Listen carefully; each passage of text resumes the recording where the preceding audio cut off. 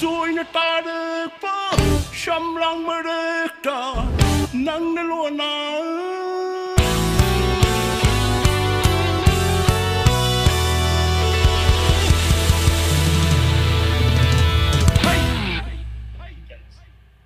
Masigi join a tarik pagi, hamla pawari si, aina ihan hanmada,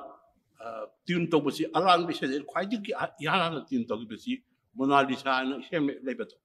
Matun ihan hanatin tawgi aduga adugi isay atapam mayangi marakta haziki join tarak si amuk laki bani Mona Lisa si 1973 ada tin tawgi aduga 76 ada join tarak si laki ada basi tin tawba samna de ko isam sam mahamnium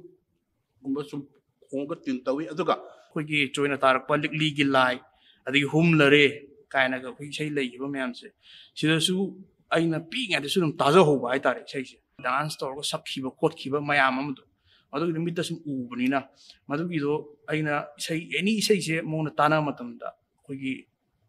western oigera aduga kogi folk ki oigera si mayam se tana matamda loima ko dum taste aduna maru oi pa ching man khandu asoi pa ching ngon tapi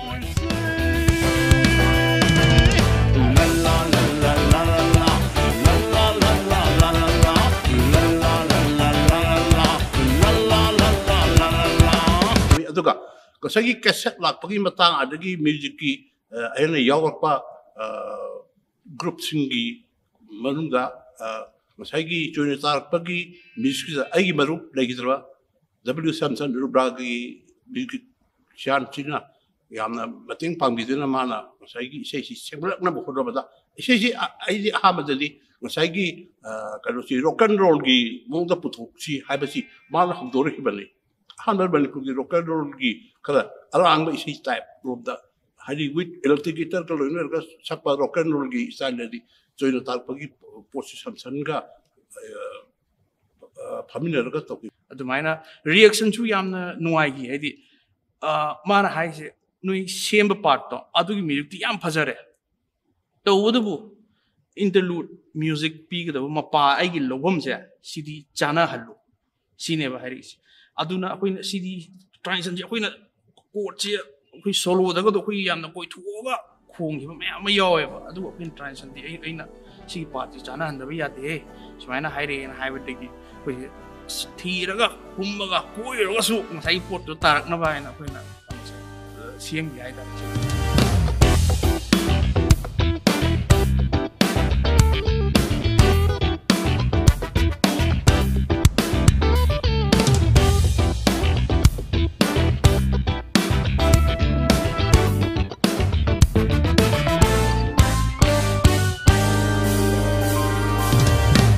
Dondina mana pamba style musle daboy samai tawse adigi dabo bina su boy samai tawse adu akoi yam toina improvise tawra matungda akoina drum ma semaga loop se thar matungda isai sai khulai je painaraga adum improvise adum taw yam toina tawra matungda khangalak pa sing dure ba akoina isai da hapjala ise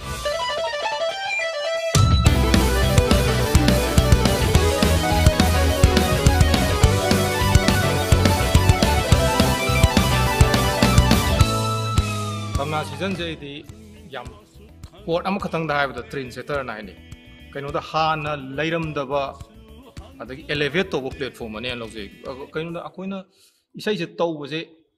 taw di tawra akoi manipur taw je anam mana koi hoi sumaina sigi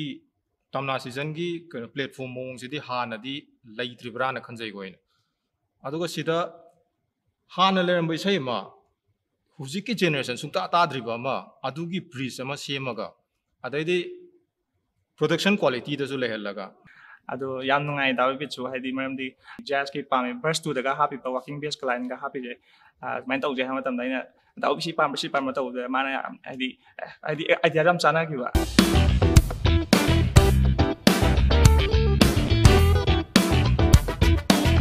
khangdi khangjau dre kamaina semgi bunu sei ja original semgi da ado taba kanda adi music to adu matam gi do hoi complexity adai technicality yam yaudra su isai du de nappa ga challe aduna sunya ko de am challenging oi ge kaino da hana na phajana establish tor le gre bisai to sei je hena ꯃꯨꯠ ꯂꯩꯕ ꯉꯛ ꯅꯣꯡꯅꯤꯡꯕ ꯖꯒꯥ ꯍꯥꯏꯔꯒꯗꯤ ꯑꯩꯒꯤꯗ ꯌꯥꯝꯅ ꯑꯦꯛꯁꯥꯏꯇꯦꯠ ꯑꯣꯏꯕ ꯖꯒꯥ ꯐꯤꯜ ꯑꯣꯏꯕꯗꯤ ꯈꯣꯡꯕꯗꯁꯨ ꯅꯨꯡꯉꯥꯏꯕ ꯇꯥꯟ ꯊꯥꯕꯗꯁꯨ ꯅꯨꯡꯉꯥꯏꯕ ꯖꯒꯥ ꯉꯁꯥꯏꯒꯤ ꯀꯩꯅꯣꯁꯦ ꯃꯤꯠꯌꯦꯡꯒꯗꯨꯗꯅꯤ ꯑꯩꯅ ꯉꯥꯎꯔꯤꯕꯁꯨ ꯃꯤꯠꯌꯦꯡꯒꯗꯨꯗꯅꯤ ꯑꯩꯅ ꯉꯥꯎꯔꯤꯕꯁꯨ ꯑꯗꯒꯤ ꯏꯟꯇ꯭ꯔꯣꯗꯒ ꯑꯀꯥꯄꯦꯂꯥꯒꯤ ꯀꯣꯌꯔꯒꯤ ꯄꯥꯔꯠ ꯍꯥꯞꯄꯤ ꯑꯥꯏꯗꯤꯌꯥꯗꯨꯁꯨ ꯍꯥꯏꯗꯤ ꯃꯥ ꯁꯨꯃꯥꯏꯅ ꯍꯥꯞꯁꯦ ꯍꯥꯏꯕꯗ ꯑꯩꯉꯣꯟꯗ ꯅꯨꯡꯉꯥꯏꯖꯕ ꯄꯣꯠ ꯑꯃ ꯑꯣꯏꯔꯝꯃꯦꯕ ꯑꯗꯒꯤ ꯃ꯭ꯌꯨꯖꯤꯛ ꯁ꯭ꯇꯥꯏꯜꯁꯤꯁꯨ ꯑꯩꯈꯣꯏꯒꯤꯁꯦ ꯃꯦꯟ ꯑꯣꯏꯅ ꯁꯦꯝꯃꯤꯁꯦ ꯐꯪꯀꯤ ꯃ꯭ꯌꯨꯖꯤꯛ ꯏꯂꯤꯃꯦꯟꯠꯁꯤꯅꯦꯕ ꯑꯗꯨꯗꯒꯤ ꯑꯗꯨꯗꯨꯁꯨ ꯂꯣꯏꯅꯃꯛ ꯄꯥꯝꯕ ꯑꯣꯏꯔꯝꯕ ꯑꯗꯨꯅ ꯍꯥꯏꯗꯤ ꯃ꯭ꯌꯨꯖꯤꯛ ꯁ꯭ꯇꯥꯏꯜꯁꯦ ꯑꯗꯨꯝ ꯑꯄꯥꯝꯕ ꯉꯥꯛꯇ ꯃꯣꯠꯇꯣ ꯂꯣꯏ ꯆꯥꯟꯅꯕꯅꯤꯅ ꯃꯇꯨꯡꯗꯁꯨ ꯃꯌꯥꯝ ꯋꯥꯔꯛ ꯇꯧꯃꯤꯟꯅꯅꯤꯡꯉꯦ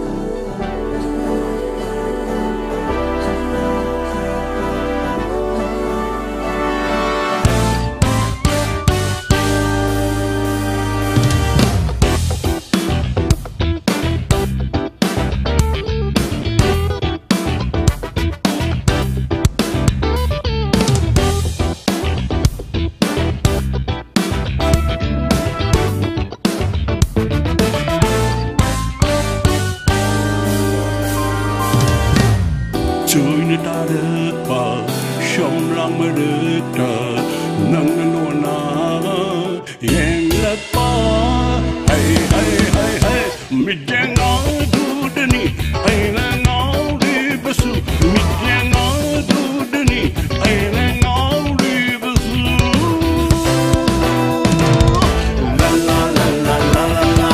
la la la la la la la, la la la la la la.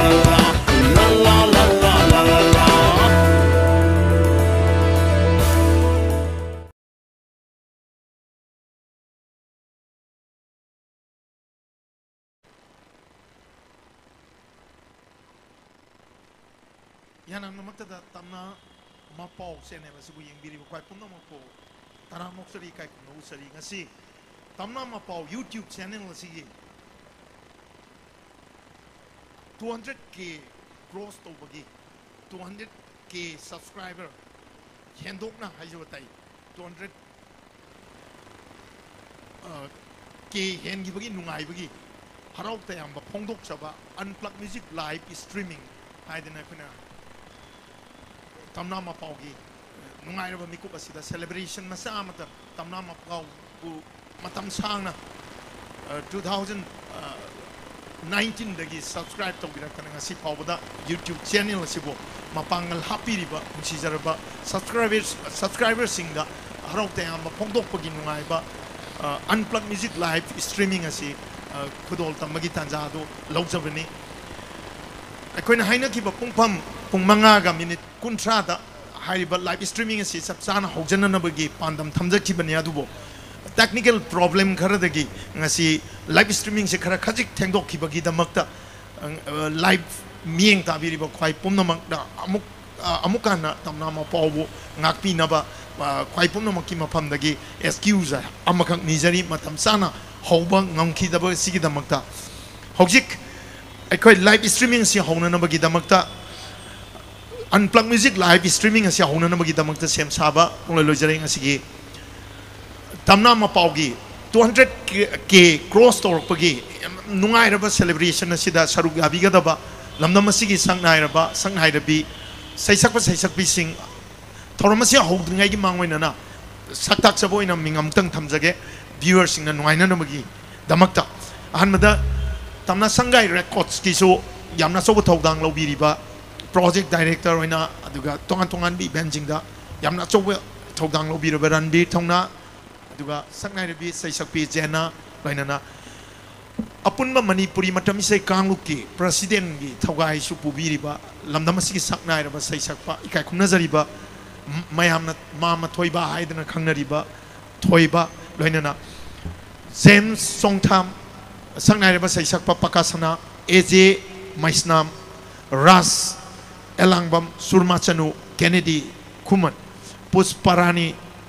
Arbin Soibam loinana sangnai reba sai sakpa nawboina singba lamdam asigi masangnai reba sai sakpi singna ngasigi Unplugged music live streaming asida saru abiga doribani thauramase haujadringai gi mangoinana tamna ma pauna ngasi tongan tongan ba maroina tamna season haidana yamna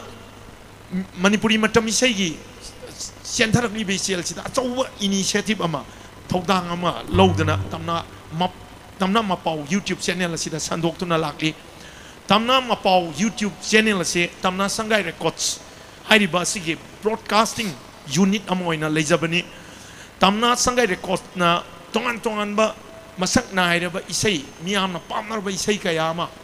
manipuri matam isai gi tangkak ama haijabatai ngasidagi ticket amagi mamang dagi hongna 1999 2005 dagi hongna yamna chawba thodang ama manipuri matam isai da lodana laki hena khongjel yankhan na bagi pandam da tamna mapau hairiba YouTube channel se November gi 2018 November da yan hanboy na broadcast tawdana isai nungai gi thorum sing tongan tongan bi event sing isai ga mari leina ba sing sandoktana miyam da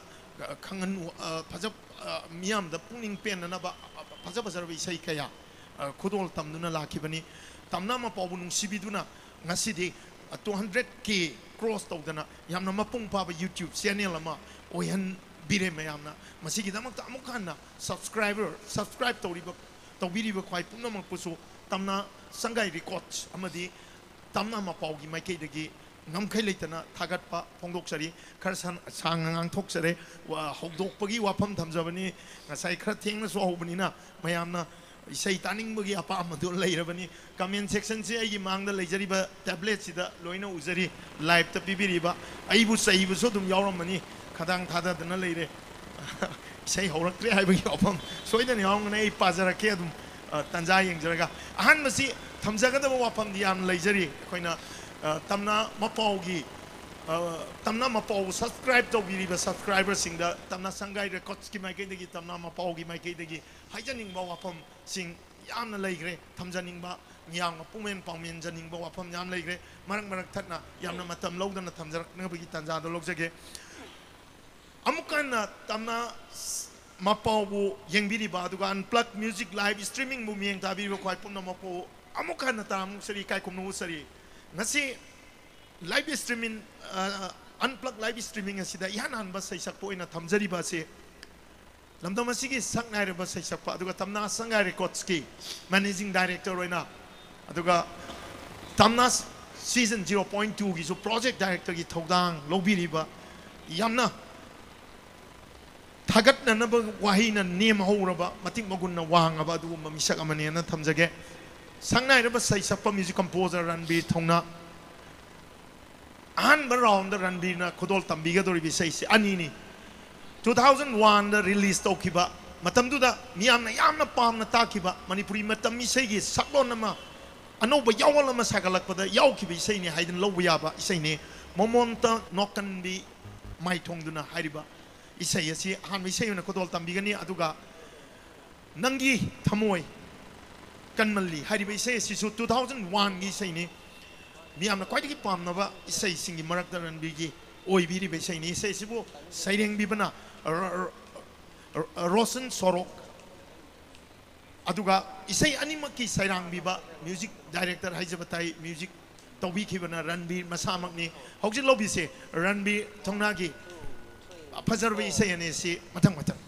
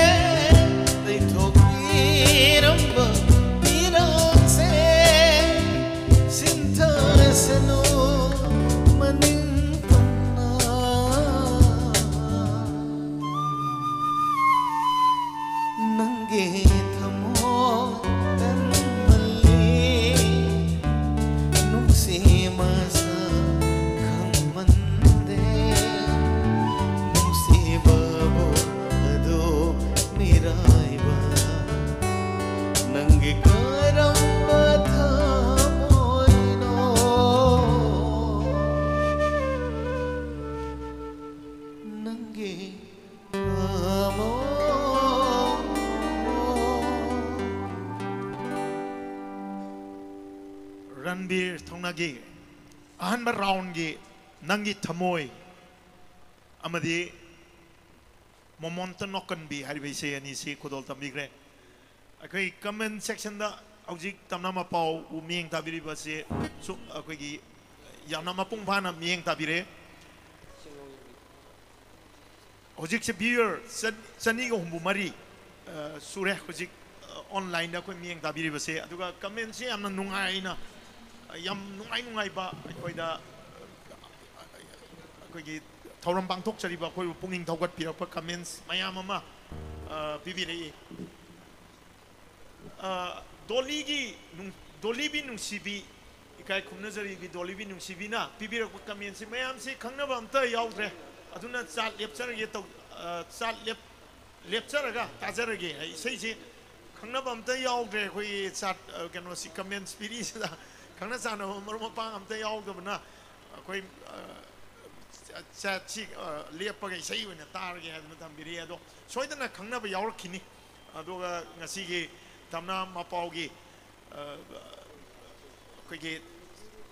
200 cross store we am no celebration jida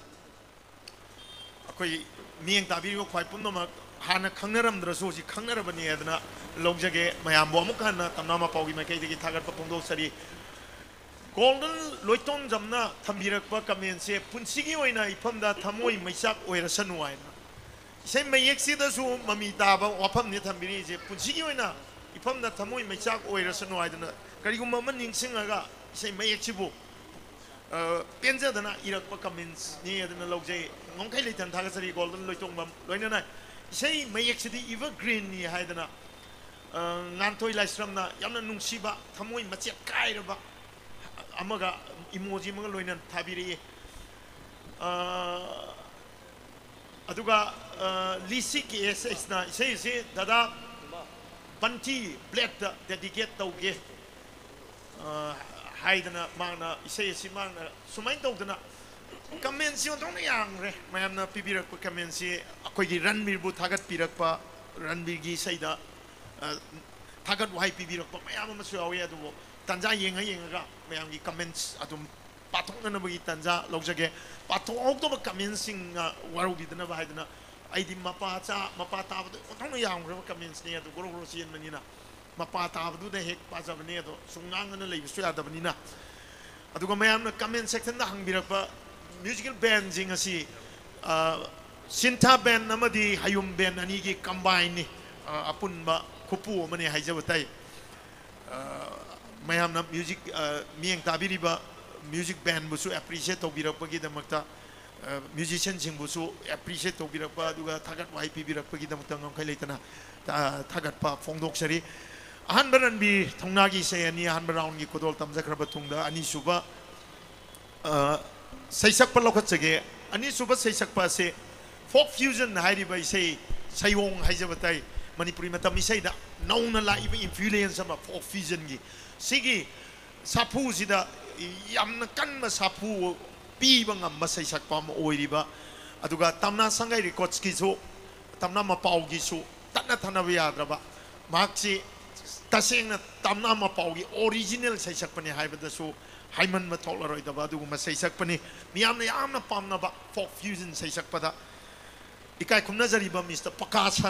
Pakasana gi isai ani khak ni kodol tam jaga dori ba se ahan bada nuranangi chenglo saktam hairi be sai sini isai maya si isai su maya gi bir khaba hojik mamang di isai kodol tam bi khiba saknai ra ba saisak pa music composer Mr. Ranbir Thaunani aduga isai sibu music to bi khiba su Ranbir masamang ni hairi be sai si tamna season 1 da yamna miyamna nungsiba thambi khiba isai singi marakta amani tamna season 1 da 7.7 lakhs ni miyeng tabi kiba si masigi damakta isai sibu miyeng tabi kiba tamna ma pau gi subscriber singbu like share to biri ba khwai pumnong po amukan na tagat popongdok se atunga ani suba pakasna gi se sina senglo hen bi haribi se sisu ranbir thongna masamak ibada yaukiba aduga mama sangnai rabi folk saisakpi legendary saisakpi haijabatai mama bedapati loinana ranbir masamangna music composed of wikiba sei nim haribi se ni se pakasana dagi lobisi nuranangi senglo saktam amadi senglo hen bi haribi se ni se pass round ni pakasana gi sei khodol tamigen lobisi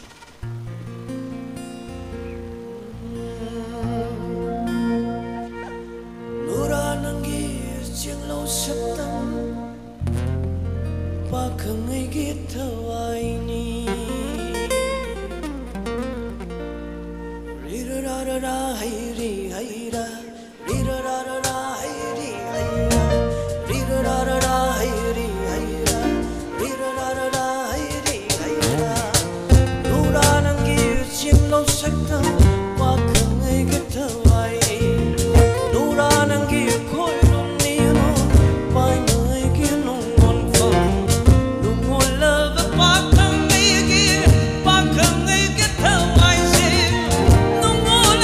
Pak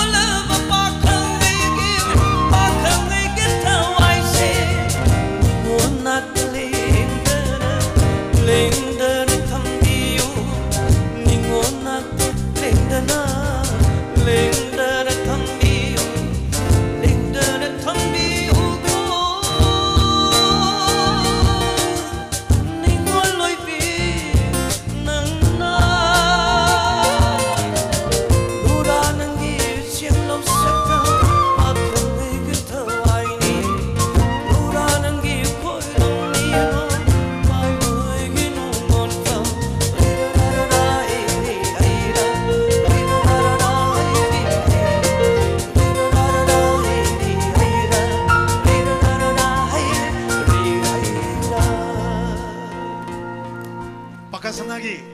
gi isai han bi isai khodol tamjakre ani sibu isai si duet ni aina mamang da loktok pada lan kiba ma leire masi da mangta mieng tabi singna waru bidana baidana noluksari duet number ni duet si ani pun bi isai si isai mayek asibu ibi kiba aduga isai asibu compose to bi kiba music compose to bi kiba ran bi thangna ga loina na khodol tam ga dori bi isai ni hai bi isai si ani su bi isai si chenglamu hen bi har bi isai si ran bi na Manipuri matam isai da experiment over isai amani Manipuri folk nata sankritan Hindustani music ki aduga western music ki elements mayam ama hai bi isai sida hapchin na ranbir thongna na experiment ma changyeng ama khak tongna na hona ki be isai ni isai ase Ming tabiri bisingna hojik panjakriba folk ki elements sing Hindustani music ki loina western music ki nata sankritan gi yauriba machak sing ase munna ming tabiraga haijabatai masi music composer gi apa mani aduga comment section matiam dak matok sarang gi am ngai ba comment bibiri makak mayum anis haidana akoi gi maru mapang asina thambira ko afam je sound nungai tabai sini nau sing isai sagi phone gi kuilaiza semaga nungai na tabiu akoi di yamna so yamna nungai je haina hairi akoi di yamna nungai je haidana thambiri sound je kaiguma nungai tabai yorga so koi technical problem lerga so koi kanna sem na ba nungai tabai sing si loina chum thok sana ba hona jari mayam kaimta ninghan na ba leibi ga no ado hojik te ayamba sound je nungai ramani haidana khalle han ba hek ta ba horpa gi du das kitang technical problem lai ra so hojikti chapchana mahau phangam ngadra hen khanje adubo nungai tabal lai ra so comment section da dum yamna samna thambiro aduga ngasi je hoji phawda lakwa musician jing gi comment da bansi jini yamna ko ajit sinthabian gi mai dare basi thamoi ju hu re hedana ado guitar pai riba Matthew aduga bass bassi size batai sinthabian gi daga ko abom sintha loina hollow akoi gi hollow guitar pai riba tomba arai ba matanate mayam gi am nungai ba perform torong na no gi sem sajari aduga hayum band gi ni kai kumna jari ba premananda keyboardist haija batai aduga musician jingu so thagat wai pi bira pogi damata kai pumno mo thagat jari ogji lobi se pakasana amadi ranmi ani suba pakasana gi sei senglo hen bi har bi sei se khodol tamjage lobi se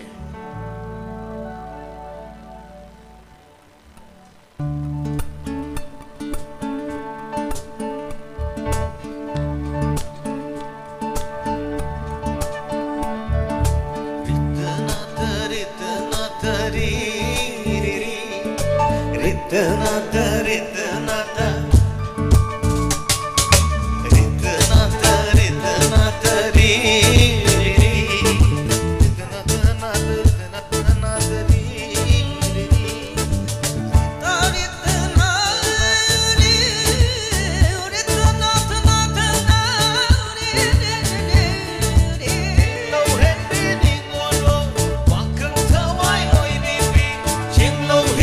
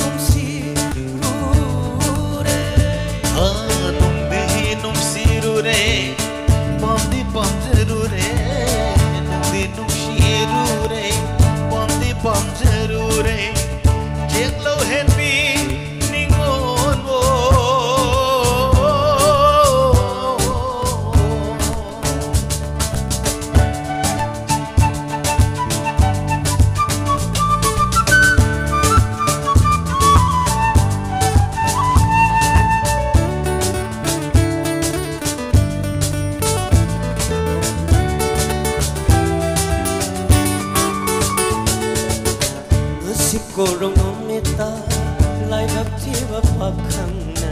leirang nangbu higlaga ngasi korong numita ngasi korong numita ngasi korong numita laibak thiba pakhangna leirang nangbu higlaga leirang nangbu higlaga pakhang na pada sinjegi haibabu nuja kari hai bage nuja kari hai bage nuja kari hai bage nuja kari hai bage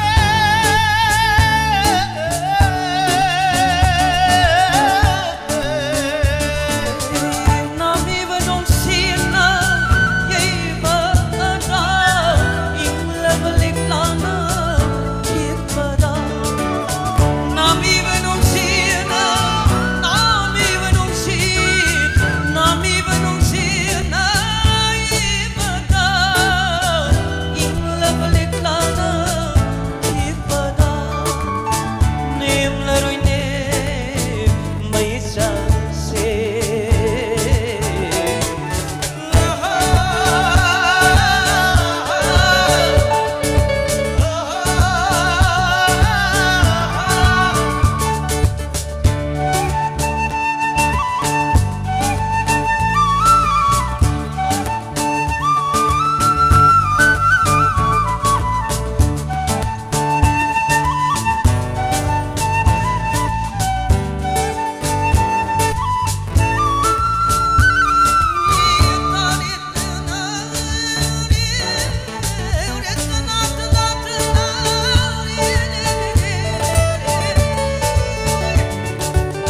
nuksi mai ke yeng laga koi mushagal tu phangai shanau na talak seido shanau na talak seido pakhang moi vai hana pumning yawa phong sege nuksi mai ke yeng laga nuksi mai ke yeng laga nuksi mai ke yeng laga nuksi mai ke yeng laga koi mushagal tu phangai shanau na talak seido shanau na talak seido pakhang moi vai hana pumning yawa phong sege nuksi nang di khang liroi sanau nang di udiroi nuksi nang di khang liroi sanau nang di udiroi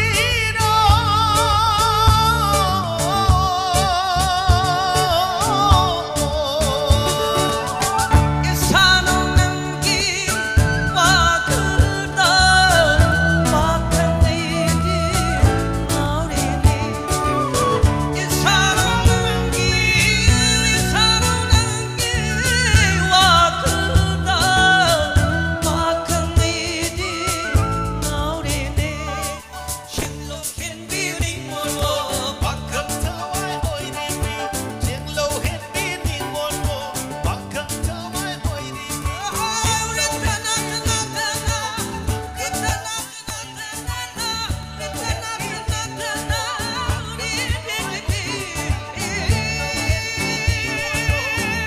tawai oi ni mi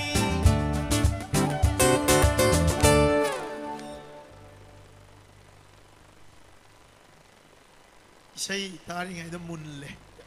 ngatang sonna live sida isu hong yeng jaludana kari haidu no khangau comment section da su am noi ba comments me ama pibiri akoi gi dolina ngasi gi comment si yam na marang kai pibira pa commentator singi manung da doli so amani isan haigada mana da boni ko ram ni nai ni isan ne na hana sak khangna zadra zu isan dolina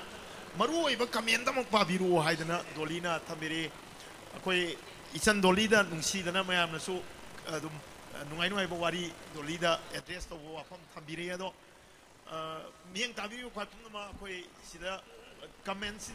section da nungai ba sum phagi jugai tong na ba ngak pot hamina bagi tanja do lomina si sida la na su thoina yamna hena isan dolida su sengok sage akoi tamna ma paugi huji koi na chatha jariba unplug music live streaming ase koi punna loidri pawba nuaina mieng tamina se haidana thamjari Ranbir, your style of singing lyrics and compose is great. Give of God aina haibiri en yamna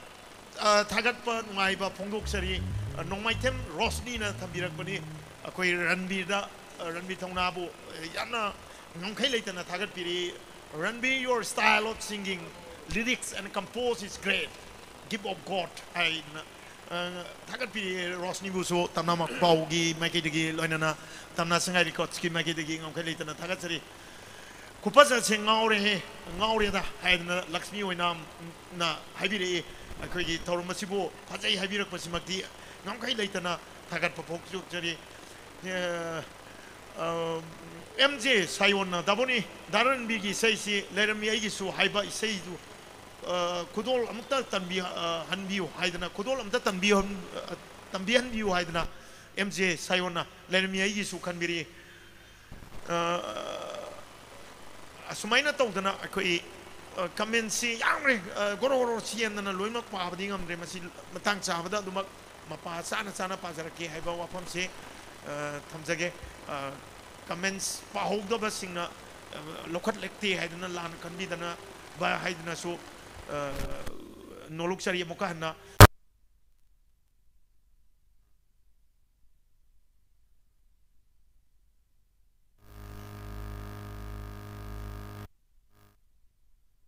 ni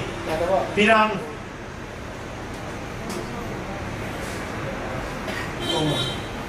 ai masih kita confusion na mulai din pa bada ILP block youtuber du ana masih maka penyawang dari mai si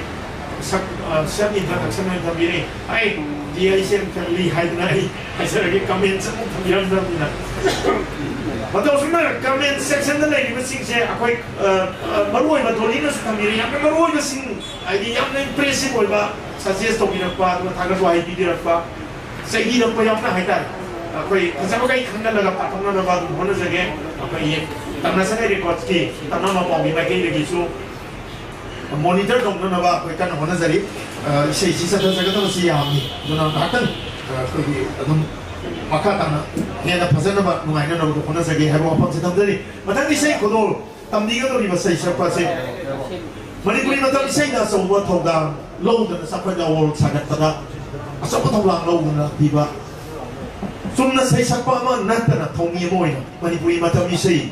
manipuri matang sei kanglup haidana haina riba apun ma manipuri matang sei kanglup amik na yengling khalak padagi hauraga haijabatai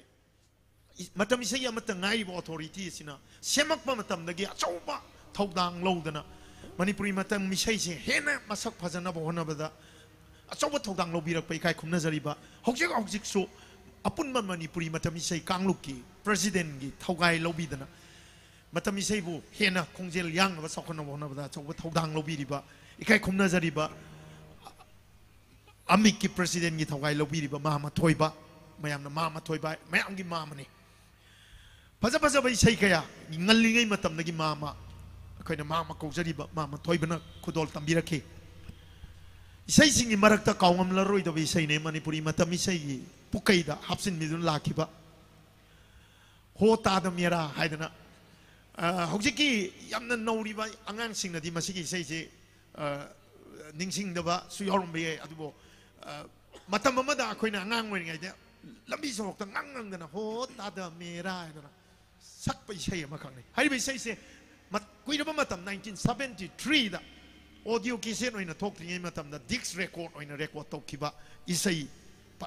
pachara ba isay singi manipuri matam isay gi pachara ba isay singi marakta ama oi kiba isay ne hota da mera si ani so ba isay na khodol tamjagador ni ahan bada phanglaroi hari ba isay sini isay mayek asibu ibirak pa Sam Kumar Okram aduga isay se All India Radio gi isai ni All India Radio gi kuthang de miam na pamna na tabi ki bai sai amane ani su bai sai na to hota da mera isai sibo sayeng biba en biren aduga Dix record oina record to ki bai sai ni ngasi gi tamama paugi Unplugged music live streaming masikari gi damak tano tamna mapau haiba YouTube channel sina 200 K cross to ki bagi celebration ni masih dah kudol tambi gani amiki president gi thogai su lobi ribe kai kum nazari mama toy badagi lobi se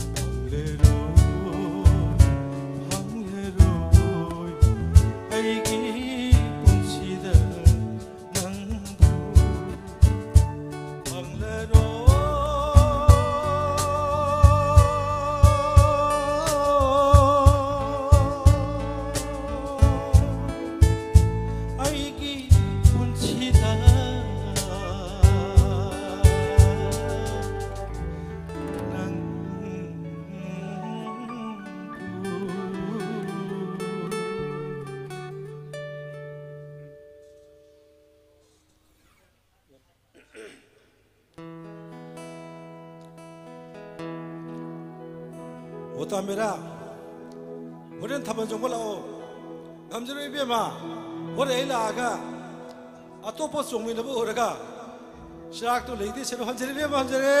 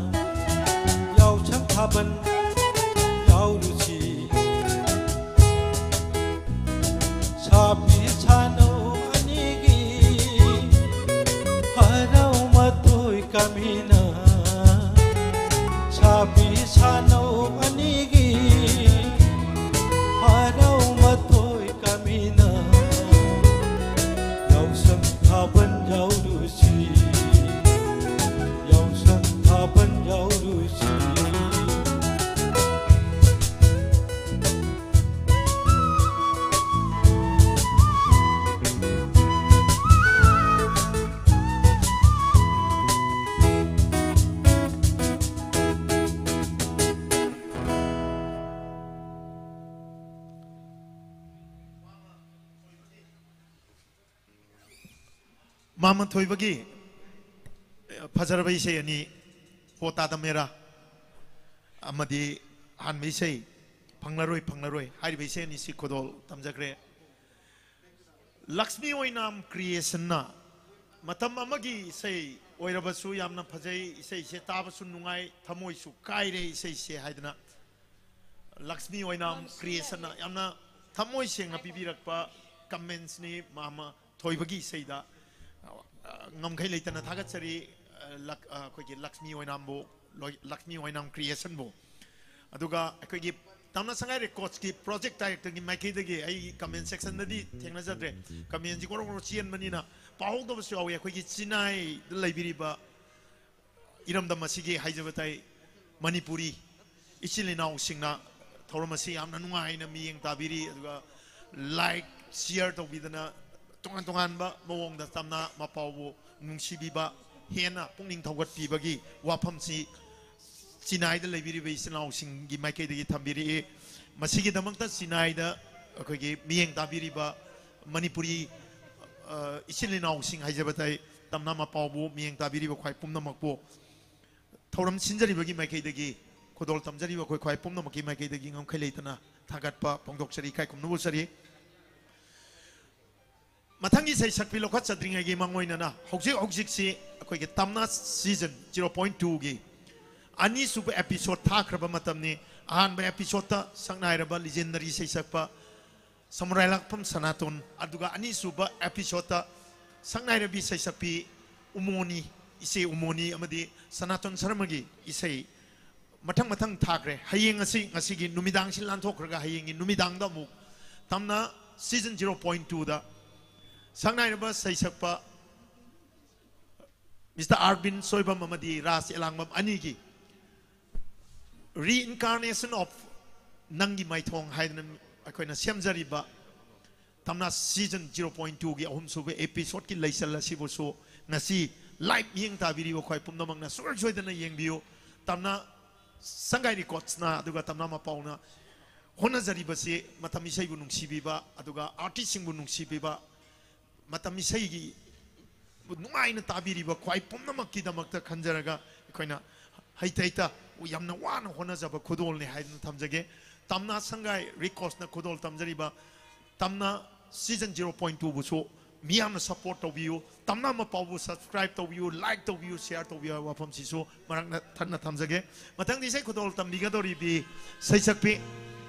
yamna na ha ori bi promising highway aduga ma ki isai se tamna season 0.2 da so miyamna kwadi pamna tagani haidna kona khanjari bi sei ama khudol tamga dorabani ngasi di khudol tamjaroi hairibi sei dumakti miyamna saifam khudimakta jagoi sari bi saisakpini ma ki seida inkhalak libi naha saisakpini inkhalak liban harol sing nupi macha sing nupa macha sing yamna pam tana ribi saisakpini actor moina su sibla screen na ma ki dum performance apa performance miyamna appreciate tawiriba multi oiba multi talented oiba ma ki gun haijabatai kai kumna jaribi Sena Miss Sena maki sei si hanba nungsi khangman de harba si maki han mi sei ninga sigi adu ani subi sei wena lokhat jariba se sei dum saksi haribi sei sine han mi sei nungsi khangman de sibo saireng birak pe ikai kumna jariba Kishore San atokpam aduga music na Kim Irom aduga ani subi sei isai dum saktoke hariba isai asigibu saireng birakpana eke kiran aduga isai asibu sairang bibana Tony ahibam haujilobi se Miss Janage Pazarabi isai ani punam yeng taminase be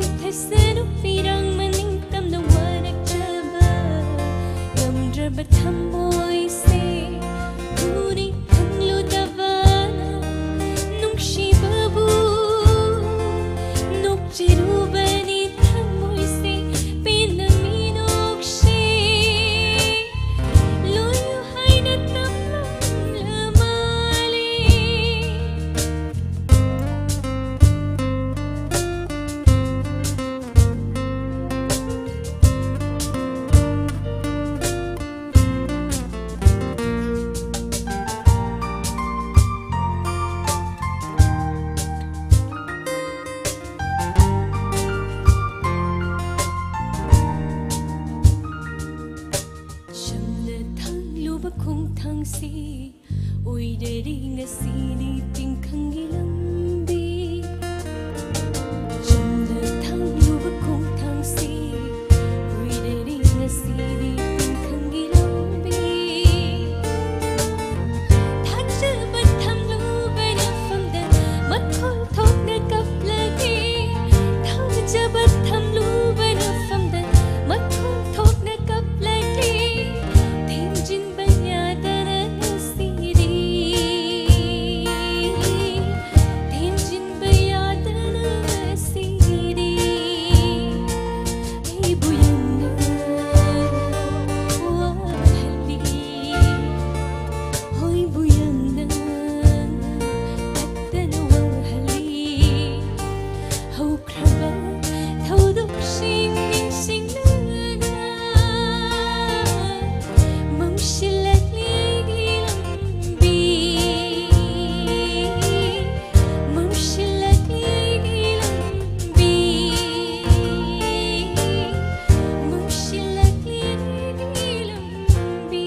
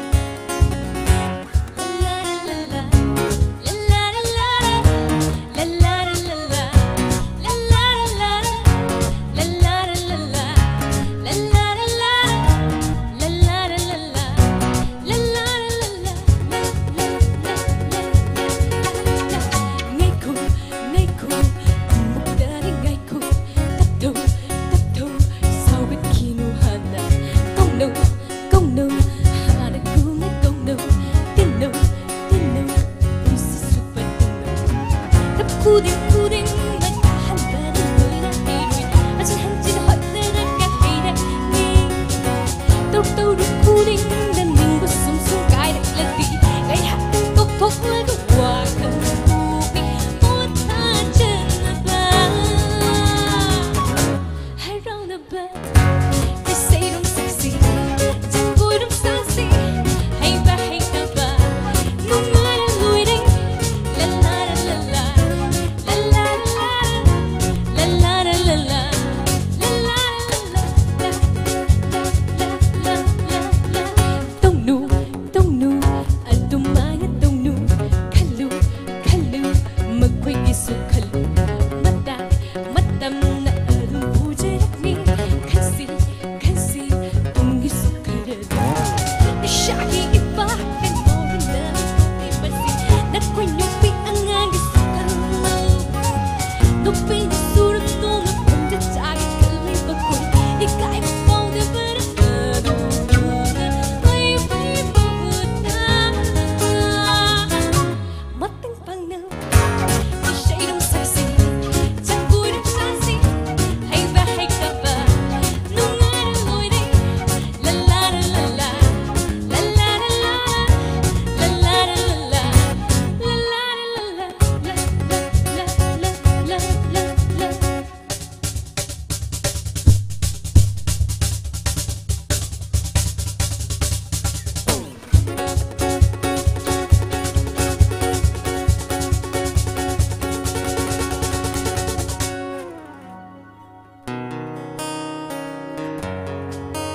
Nung yang umiiwi mo Pukning Lem naman hinggung siko Pukning di tamoy Kay apang badaw Namit ko'y silakan jaw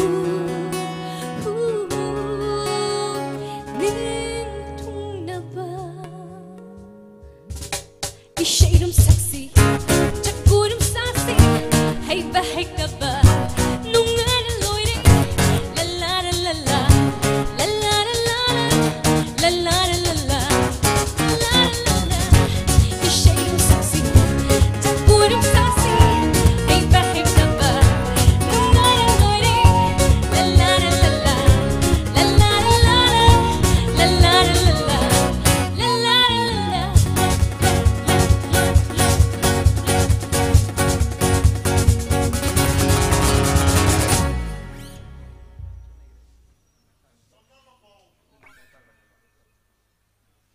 tamna ma pau se 16K subscriber oi ngai dagi yenglak pani congratulations tamna ma pau team for cross 200K subscriber hen mai pak po oi hel si oi minna si haidana sanjit ning thojana thamiri tamna ma pau na 16K khaktang ngai ngai matam nagi hauraga ngasi pau lep leitana sanjit ning thojana tamna ma pau gi content singbu thawai yauna yengbi haibasida channel sigi makai dagi sanjit ikai khumna jariba sanjit pu ngomkhai leitana thagatpa phongdok sari tamna season program aduki mating nungai jai honabagi hobadagi hojik pawang ngai duna adum leijai haidana maibam surjitna haibire masigi damakta maibam surjit busu tamna mapaugi makai dagi tamna sangai records ki makai dagi ngomkhai leitana thagatpa phongdok sari aduga voice na nongmai themna volume ji kitang hapkat piro haidana comments lai volume se khoi ge technical sound engineer nong tang se tobina ba noluk sari Gina thank you haidana thabire James ireng bamna isai apam isai sakpirak pagi damakta Gina da thanks tobire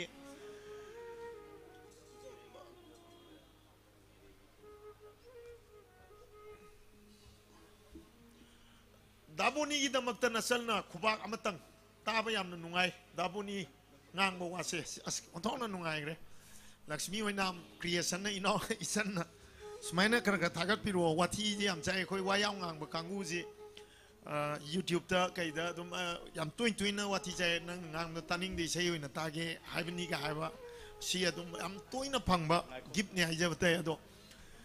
mayam ga sum ngak hendok na sangdok ki ba koina yaw rasu adum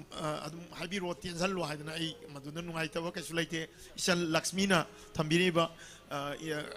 thagat wahai gi damakta isan bungam khai leitan thagat sari loinana tam akoina tamna ma paunu khudol tamjari ba unplugged thoram mase unplugged music live streaming asibu ming tabiri khoi pumna ma ko amukana thagat pa pongdok sari thoram asi mayam na tongan ba adongi Facebook account da tongan ma social media platform sing da share tok thok pi dana tamna ma pawu hena ma pung phan ba ohen bio loinana tamna season 0.2 gi ahum suba episode ayeng sungsoi thoidana miyam da khudol tamjaga dori bani atubu sungai biu ngasi gi thorom su yamna makha ta ga da leiri mathangda lokhachari ba saisak pa se yamna versatile loiba saisak pa mani tamna sangai records ka yamna nakna ba mari su leiba aduga tamna sangai records tagi maki career sem haurakhiba saisak pani haibada haiman matoloi ngasi di magi isai gi platform ja duki mati mapung bhare miyam yam nungsiba saisak po oire top saisak pa singi marakta mahaksu samanaba level mada samana setminari ba saisak pa singi marakta mahak amani maki phajara ba isai ani ka khodol tambigani khodol tamjaga duri ba saisak pa se atai kana sunate ras elangbam maki isai ani se ukidare hari ba isai se han ba isai yone khodol tamjagani isai sibu sayeng biba KOR aduga music now be 10 aduga isai se release to kiba di kuidri November gi tang marida release to kiba isai ni chaliba tha sigi tang marida release to kiba isai ni isai si live oina tabe loi baga ras elang mangi ma YouTube channel da amuk changaga recorded haitare studio da pajana mixing dor isai du amuk su tabi wa ba pam si su tamjauge aduga ani su be isai oina khodol tamjaga dori ba si sirasu yari hari be sei sini yam popular number singi manung da mani sei sibu seiring biba atai kana sunate ras elang ba masamang ni maksi sei pajama me su yam iba sei sakpa mani mem tamina si adu sei sigi music na abung blue band gi drum yai ba miyam kangnari ba adu gomba abung blue ni release to kiba sahi manga phakrai sei si simadi amna yana hana ta khrabai sei ni logi se ras elang mong gi sei ani se ukidare amadi sirasu yare mieng tamina se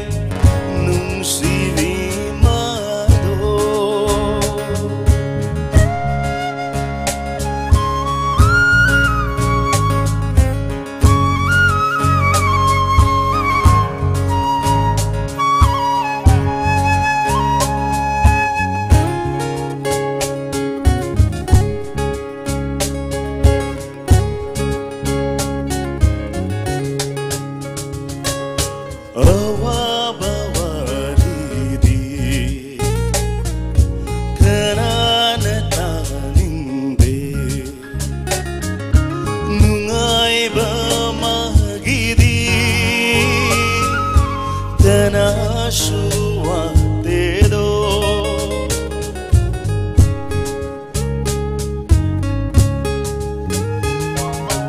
awaba waridi kanana taninde nungai ba magiri tanashuwa tedo wagani kanna chakravinangu aina waraude yai pavati duna lakravinangu aina waraude aina waraude ukidare ukidare nungsibimado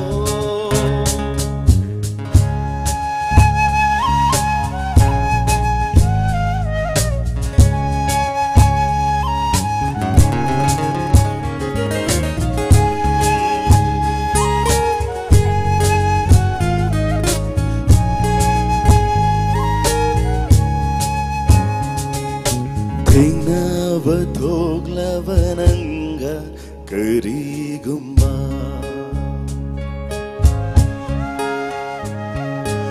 lolavani khannu namada udanava jinnaranu ayamu nafamda yelaro Taunadu faulaite namanda lebnavagi wagani kanna chakravinangu aina waraude yai pavati duna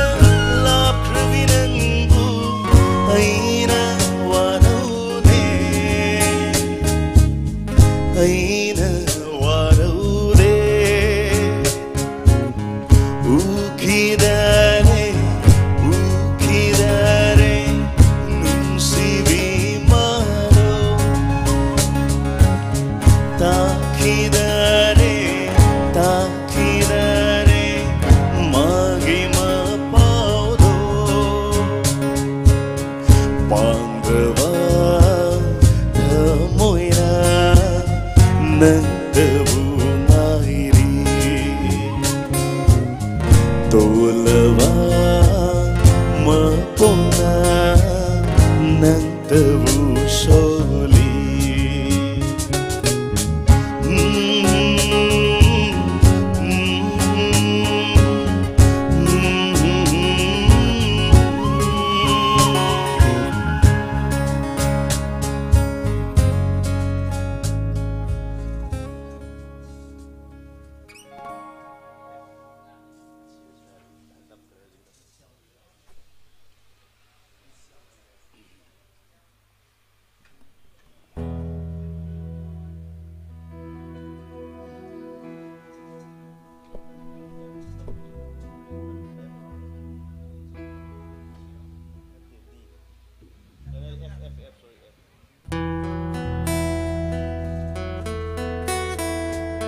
Kuire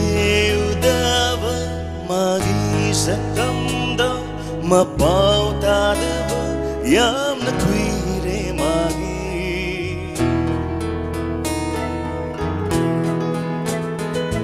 manglanda fauba lakraba mani tai vandesu lot kraba mani ma vua mutan uba fanglavadi bunsi se shira suyare ma vua mutan uba fanglavadi bunsi se shira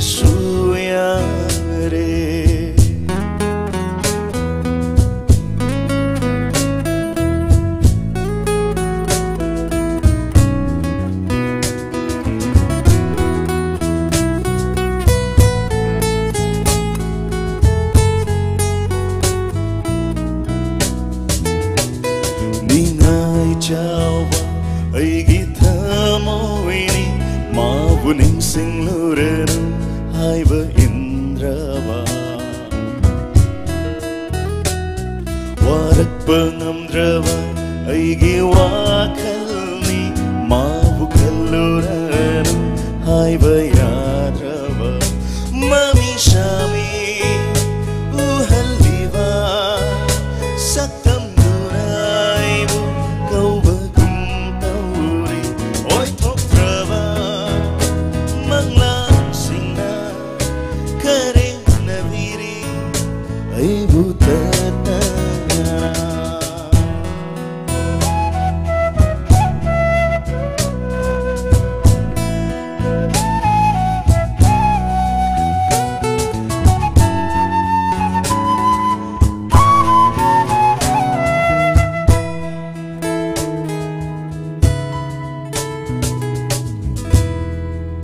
Jaluma phong kudinda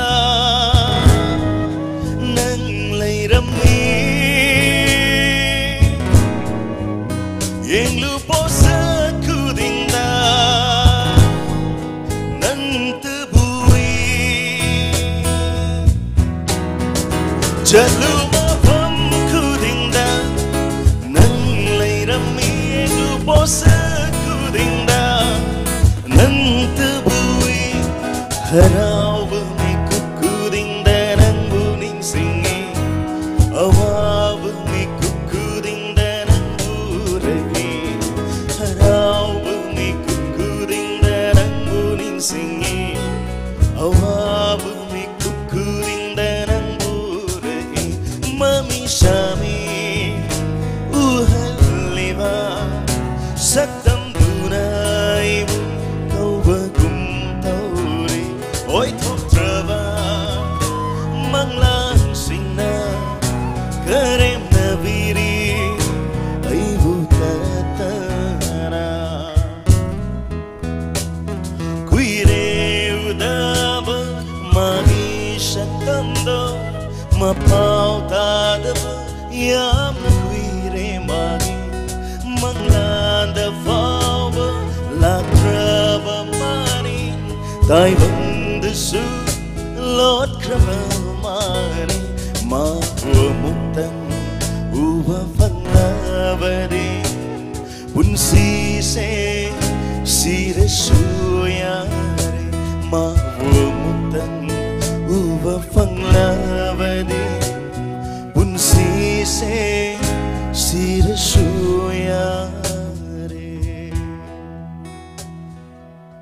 Lemba Sarma Office tagi wana halakpada isai program masi thengna jare masina aigi awaba pumnamak dot timmu thagatsari office tagi wana halakpada isai tamna mapauge ngasi unplugged music live streaming asibu miyeng tabiba thengna bada nungaiba awaba punnamak koi haiba wafam sina tamna mapaungna sandok chariba ngasi 200 के क्रॉस तौर पगी नुंगाइरबा सेलिब्रेशन से हेना मपुंग फाहन बिरे हैबो वाफम से लेम शर्मदा थमजरी ngamkhai leitana thagachari aduga akogi kunja singna marup ras ki thumbs up tawbiri my favorite daras elangbam voice na nungmai themna raspu amna pungning thogot piri aduga ma ki khwaidi pam sai sakpani haidana thambiri ngamkhai leitana thagachari voice na comment si yamre एजे मैस्नाम यावब्रा हैना सोहां बिरे एजे मैस्नाम यावी खै सोइदना खदोल तमजरकनी अरबिन यावरी अखोगे बासिमा खोनजिमदी याम थागले मसी बासिमा खोनजिम मै सलेना अखोगे अजित की बासी जे ओतोना पुंगनिंग हुग्रबा जानी अदो ngamkhai leitana thagachari मैं अदुगा मयम रास गिदमक खुबा खुबिउ हायदना डोली बी नुंसिबी क्वाइडिंग असिगी क्वाइडिंग कमेंट यामना पीबा बेस्ट कमेंटेटर हाइजबताई फजना अखोगी कमेंट तोबिबा सिंगी मनुंगा मनी डोली ना सो रास गिदमक त खुबांग निबिरी सॉरी ngapiगनी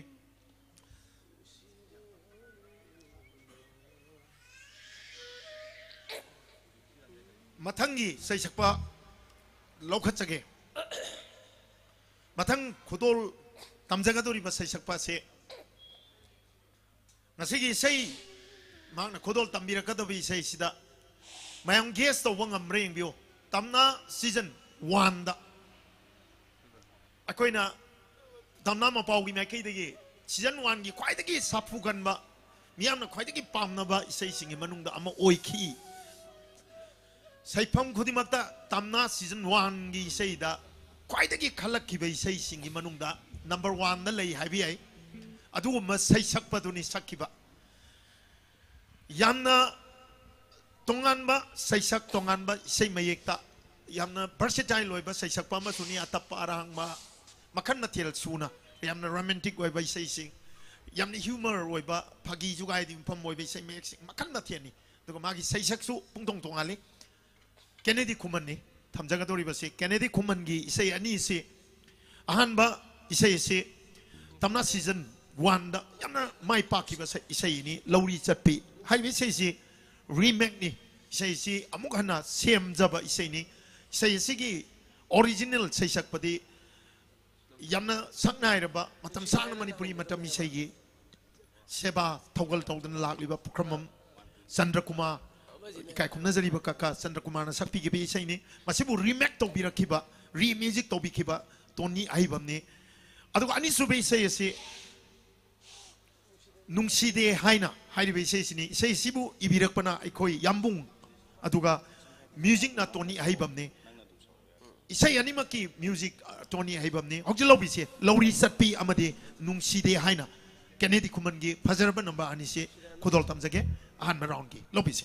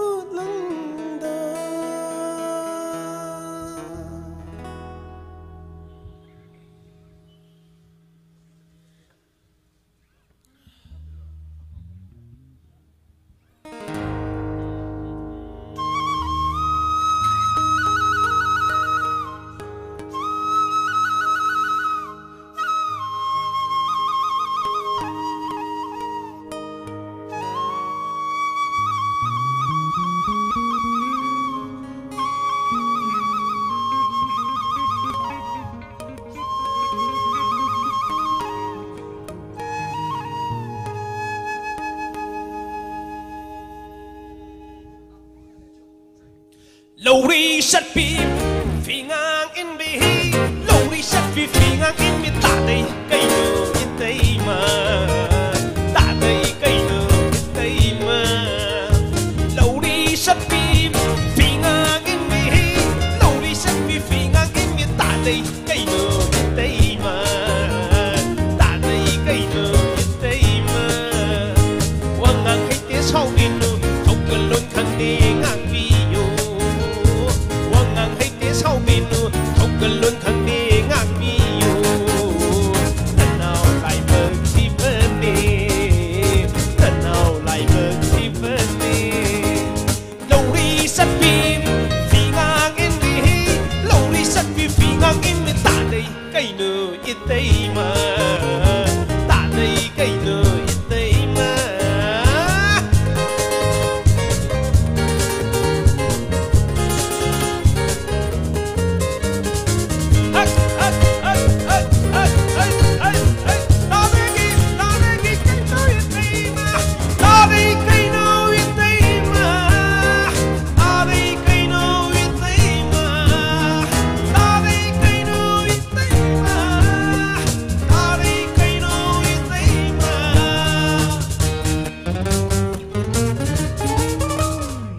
Basanta ayuda si basanta ayuda nomo ukin jadi korong masik nagrana nomo ukin jadi lanau koi sakida lanau koi sakida kan hai kana hiden dapu tau tharak balai mangu oi gaba chunjening ida chunjening ida sắt pin phi ngang in mi lâu đi sắt pin phi ngang in mi ta đây cây nở in đây mà ta đây cây nở in đây mà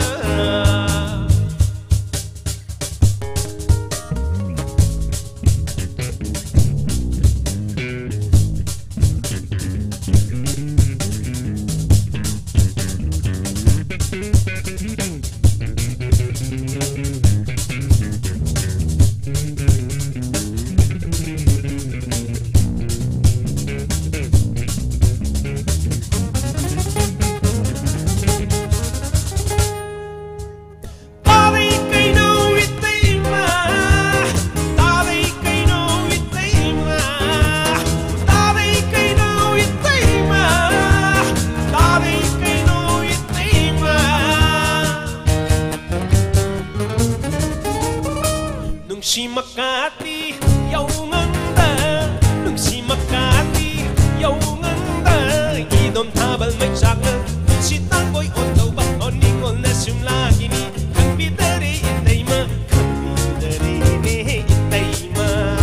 moton ka naglay pagdapu milay mapusada ba kalagihida o kalagihida lori sa pin fingang indi sắt phi phi ngang mi lúc sắt phi cây nở ít đây mà ta đây cây nở ít đây mà quăng ngang hay tiếng sau mi nu không cần luôn khăn đi ngang mi yu quăng ngang hay tiếng sau mi nu không cần luôn khăn đi ngang mi yu lần nào lại mơ thì vấn đề lần nào lại mơ thì vấn đề lần nào lại mơ thì vấn đề now like a Tiffany.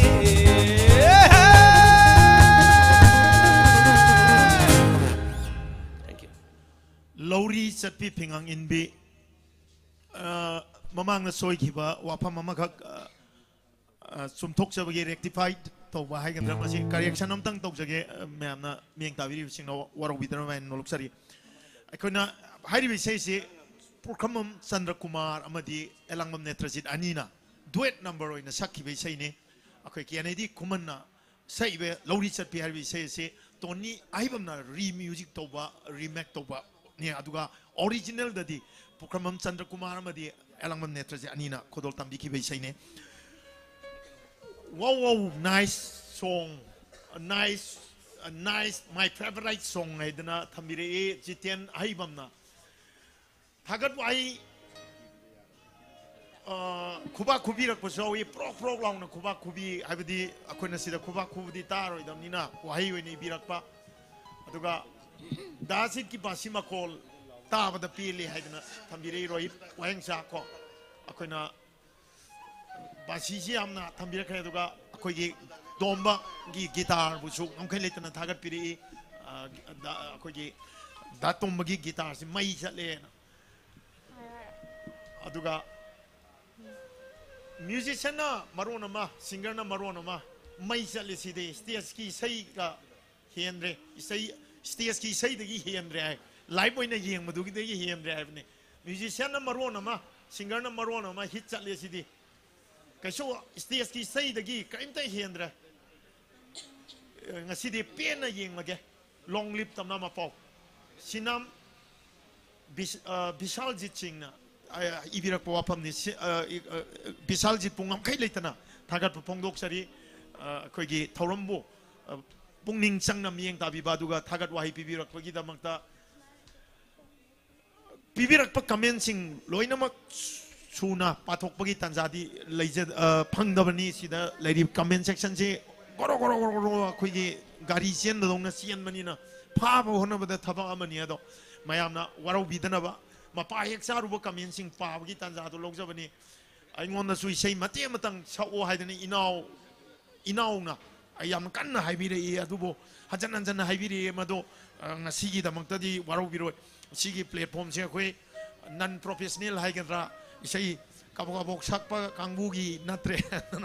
si mayam gi kwadi pamno sei sakpi sing khoi khodol tamjanabagi damakta cm sajari ngasigi damakta di ai sum khadang oina nomjage aduga mayam gi comments pathokpagi tanja do mapung phana logjage habaduni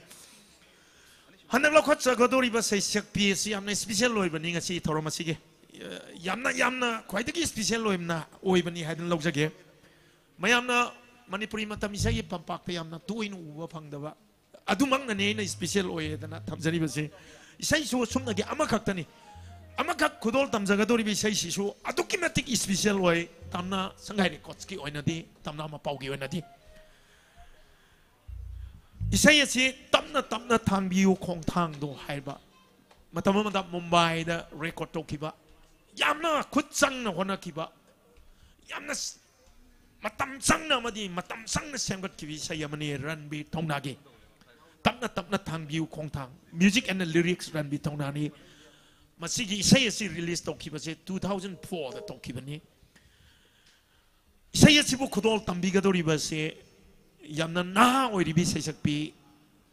Immanuel Chanu gi tapna thangbiu khongthang na ki version na mu mieng tamina se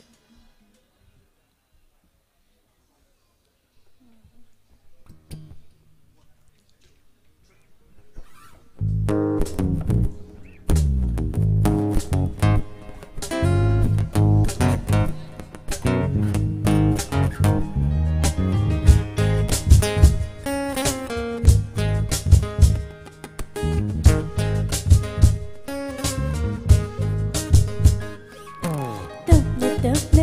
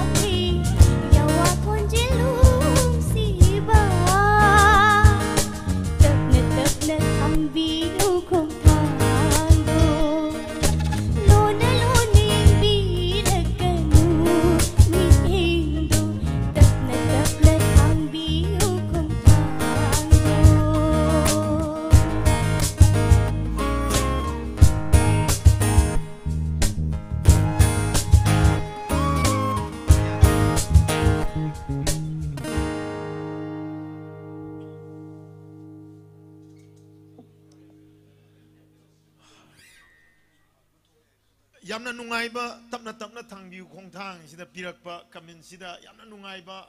comment sauri akoigi 2004 di ai pokpa sahi ni aduna isai si tabada aduki matik phajari se aduna oiram bai ai haidana haibiri enkin najimna haibirakpani mk najimna 2004 si bahak pokpa sahi ni aduna isai si tabada yam connection ji sai ji yam laina badong toy haibaduni thagachari najimbu isai si yamna nungai na tabi ba madi 2004 tamna thangbiu khongthang si puthokki ba sahi si najingi apokpa aduna apokpa sahi haijabatai ana isai si matam choppada najingi thamoida tungdana ngasi thorom sida mari lainana haitare chudana lehbo oirsanu haidana thamjari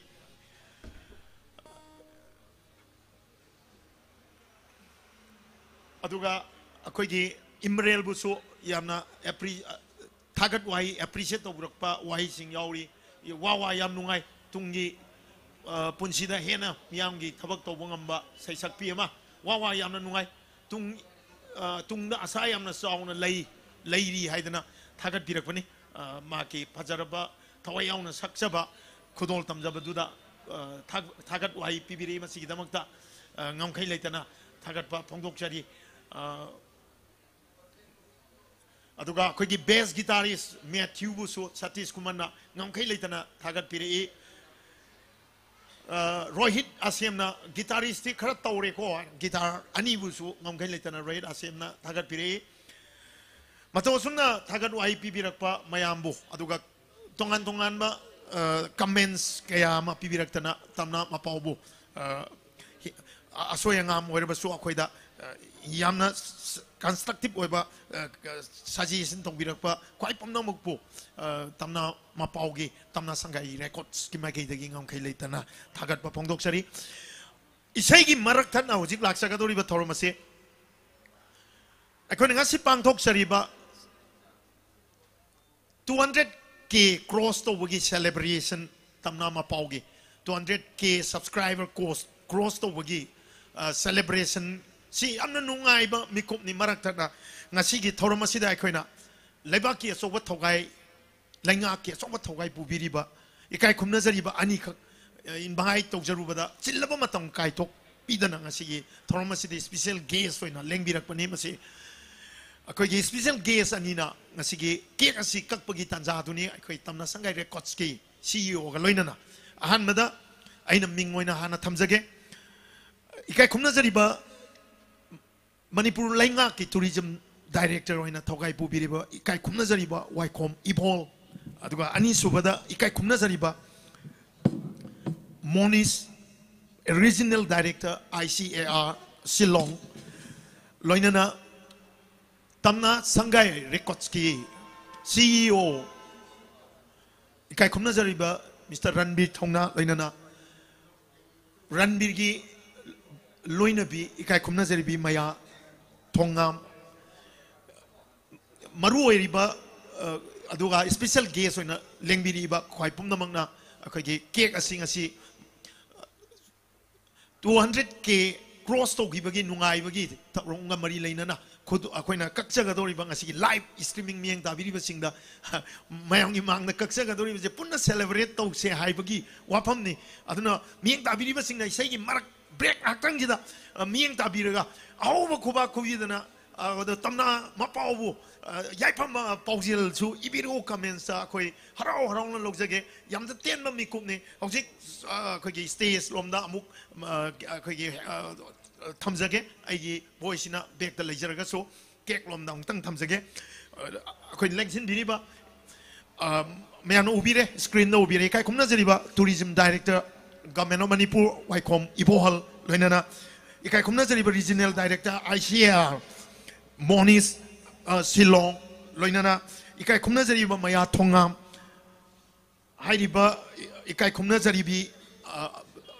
amadi ikai khumna jariba special guest ani ga loinana thobu oiriba CEO Ranbir Thongna ga loinana cake asi kakpi gani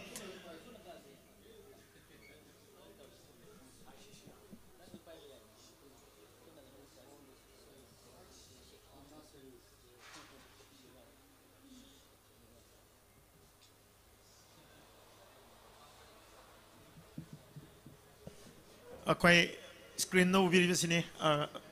cake si kak piri. Okay, special guest na. Akwai CEO na ai commentary sum pijari silent na leave no ai tena. Akwai Ranbir Thauna na akwai si tourism director da tamoda cake si amna nungai ba sai akwai tamna mapauna sai hokki sai homari sida miyam gi damakta thabak tawjarak pa miyam nungsina yengbiba 200k subscriber cross to giving nungai ba moment ni mikup tuni comment section da nungai ba id tamna sangai records po nungsibidana congratulations message to biro aduga yai proposal pibiro suggestion kaya pibiro yamna constructive boy ba wapam sing tambiro tamna sangai record na tamna mapauna taram noksari adongi comments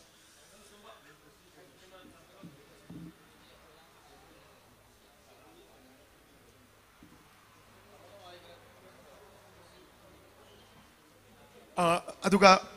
ngasigi special guest oina lengbiri iba ikai khumna jariba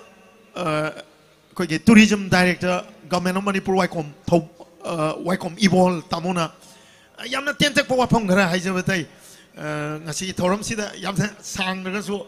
wapam amani dang thambiram naba harau ta yam phongdok pagi mekup sida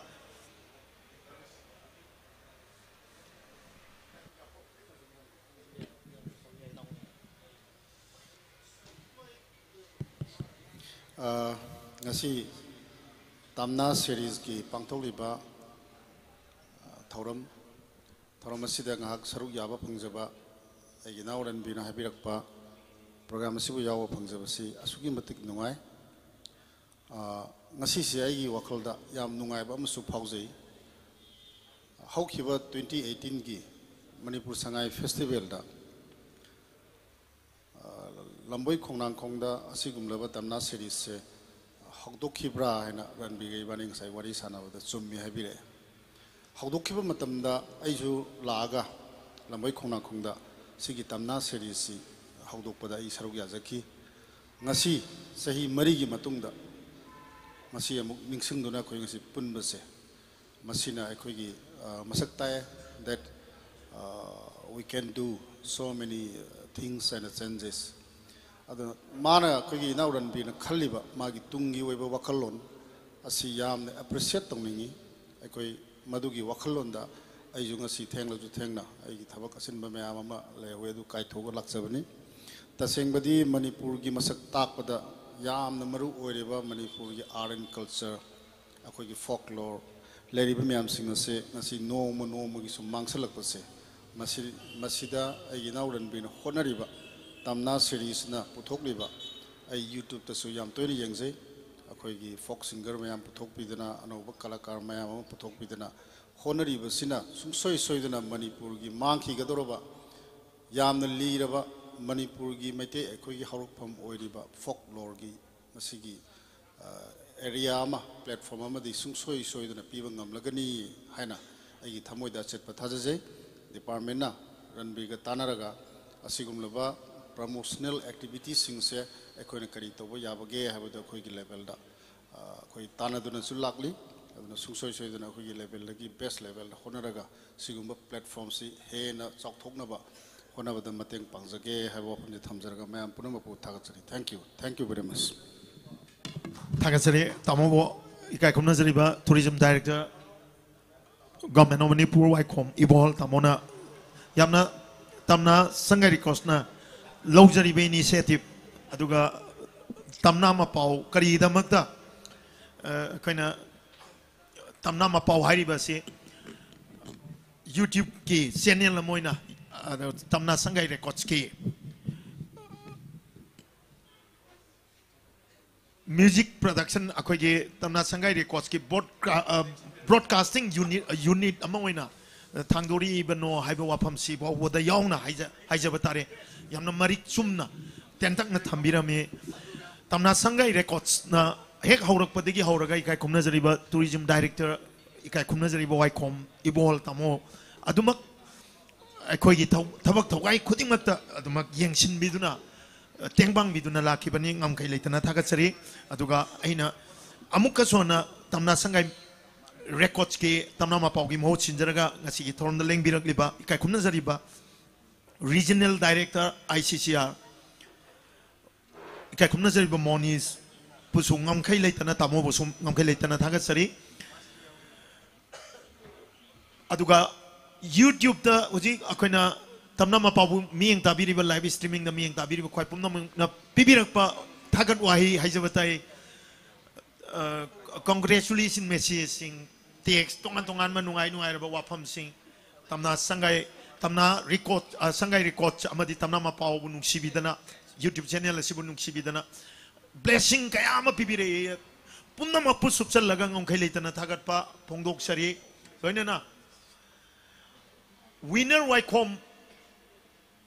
wairom ngakpigani winner khoirom na aina labuk chaluraga wana halakpada tamna ma pauna miam pumna ma pu nghaktang potha hanbagi thagat pa phongdok sari haidana hojikse akoigi yamna chinma matamni low khaurakpagi nong amuk laksalakpagi nong nangdanaba masigi khoiji khawang senaba matamni warba matam sida akoigi winner na labuktagi sintha pangurga halaga ngasigi tamna ma pau ka thengaina dana ngaktang potha ba phangan jabase masidagi hana mamal yamba leitre haba wapam zo winneri mafamda koina thamjari winner khaktana tana sintha pangurga numidangi matam yorokpada yum yorokpa mai tamuba mahiroi warasu thabak chaluba warasu ngaktang tamna ma pau YouTube channel sida lengsin biraktana ngasigi musical unplugged music live streaming asibo tamna ma pok channel asigi 200k cross torokpagi nungai ba phongdok pagi thoromda mieng tabiribo khwai pumnamok po amukana thagat pa phongdok sei aduka amuka sona ningsing jage mieng tabiribo khwai pumnamak na hayeng asi tamna season 0.2 ge ahum suba episode khudol tamjagadaba numini hayeng mak ana hayeng numidang wairam da so hariba tamna ma pok channel asida arbin soibam amadi ras yalangmamgi yamna nungai gadaba haijabatai tongan ma mahaw ma pigani hadana thaja jari ba khoina tamna season 0.2 gi ahum sube episode oigadori ba reincarnation of nangi maithong haibis nangi maithong si reincarnate tobane haidana thamjari ba kanjari ba ise ise haying suga suidana kodol tamjagadori bani ngasi mieng tabiri khoi pumna mangsu haying tamna season 0.2 gi ahum sube episode si ba su suga suidana yeng bio haidana noluk chari yam yeng hanning mandana hanna haibagi waru biga to biroi mathang nei sei kodol tambiga doriba sei sakpa mayam na sai comment section da adum hanjan na hangna leiraba sei sakpa dune khara thengna thangdok ke na khan mane dubu akoi viewer masing handagi ni na pakhatna ngan hujing matam ni right time thadu hodri adre hadran khanjanaga akoi kodol tamjage first round gi mayamna yamna khaurang na ngairiba AJ Maisnam ne aduga mahang sakadori bisay se saklon oirabasu lyrics na imo aduga music na ranbi thaunani saklon oirabasu hairiba isay se tamna season 1 da AJ Maisnam na kodol tambi khiba yamna nungsina tabi khibi isay amasuni aduga ani subai isay se crush lyrics na AJ Maisnam masamang ni aduga music na Nathan LMS hai Nathan LMS kitang unique oiba ming ni saklon oirabasu amadi crush ani si AJ gi ngasi hanma round gi sei ni kudol tambi gani lobby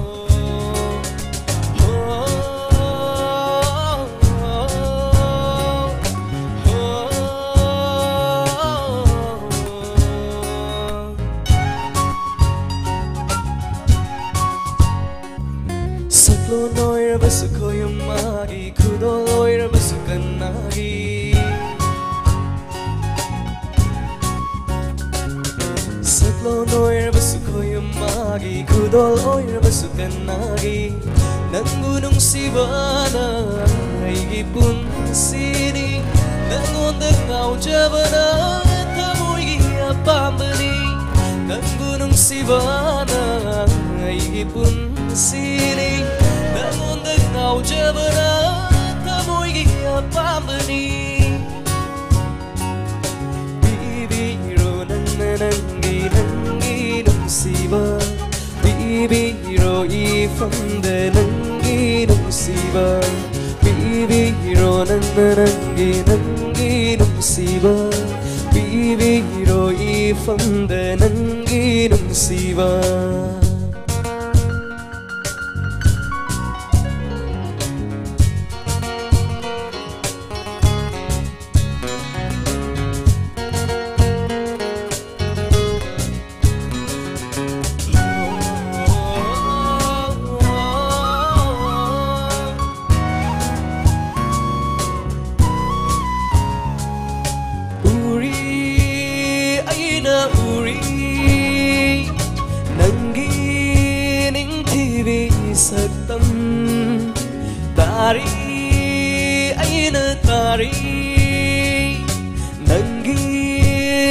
Siva konje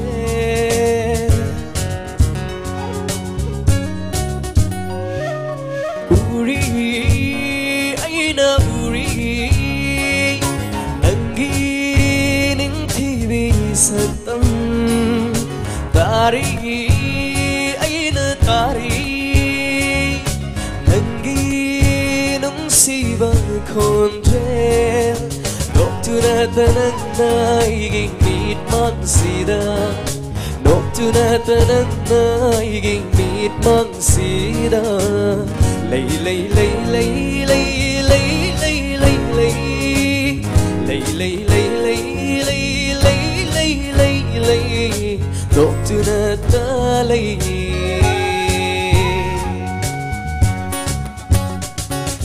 Lay rang kamomon hanopadi Akhang di paima hanungoli Singin le kamichan hanabadi Khomlen mangni hakhalido Yawana ka khoi thum hanabadi Mai thum na kamaka halambadi Karam na busing thanagani Karam na busing thanagani Mangalak tajagum alivini nandi Uriba pungbagi mitafamni nandi Ho mangalak tajagum alivini nandi Uriba pungbagi mitafamni nandi Tajalagta tadilna mangal na ibagum Mapal na idraba nangi nung sibari Tajalagta tadilna mangal na ibagum Mapal na idraba nangi nung sibari Tajamana lichilagta lot bagum Lotu na libiro itanung sida Lotu na libiro itanung da Lotu na libiro itanung sida Lotu na libiro itanung da Layrang kamomon hanopadi Pakhang gipaima hanumoli Singil kamichan hanabadi Khomlin mangni hakhalido Yawana ka khoi thum hanabadi Mai thum kamaka halambadi Karam na busing thanagani Karam na busing thanagani Karam na busing thanagani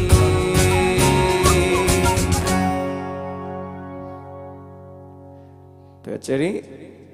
ꯑꯅꯤꯁꯨꯕꯩꯁꯦ ꯑꯩ ꯔꯣꯜ ꯇꯝꯖꯒꯦ ꯇꯁꯦꯡꯅꯃꯛꯀꯤꯗꯤ ꯑꯩꯁꯦ ꯉꯁꯤꯁꯦ ꯂꯣꯛ ꯌꯥꯝ ꯀꯟꯅ ꯇꯨꯡꯕ ꯇꯥꯏꯃꯤꯡ ꯑꯃꯈꯛꯅꯤ ꯃꯌꯥꯝ ꯑꯁꯣꯏ ꯑꯉꯥꯝ ꯌꯥꯎꯈ꯭ꯔꯕꯁꯨ ꯉꯥꯛꯄꯤꯒꯅꯤ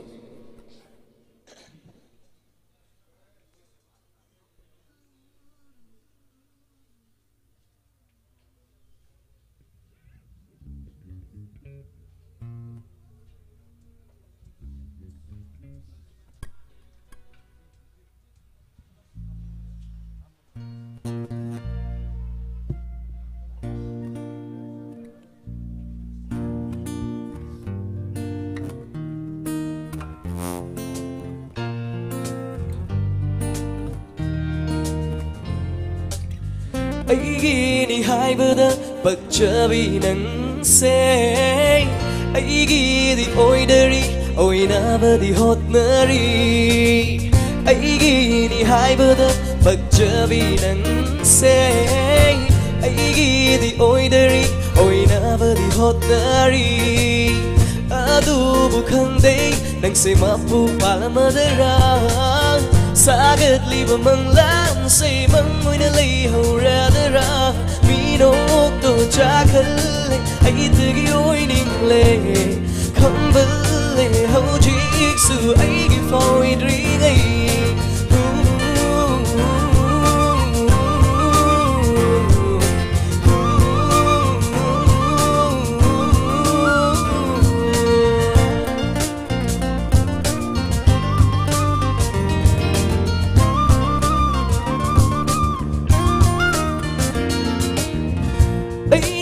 간잡아 오일이더라 많으디 에이부 강비리더라 웃닝부터 모이기 아밤버카야수 나낙들이라머디 롯키 마이 돈대기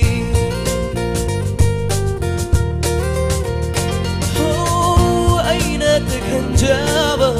오일이더라 많은 이부 강비리더라 웃닝부터 보이기 아밤버카야수 나낙들이라머디 롯키 마이 돈대기 강하닝다바디 나때 이까이더버숭엄대 웃루르가 농시바세 해날라키가 라징나제 두민나나비다 나오저버시수 헬헬리 농시바 타보이는듯이 난기 미땡 미노카마다 사가제이 망란 그야 그야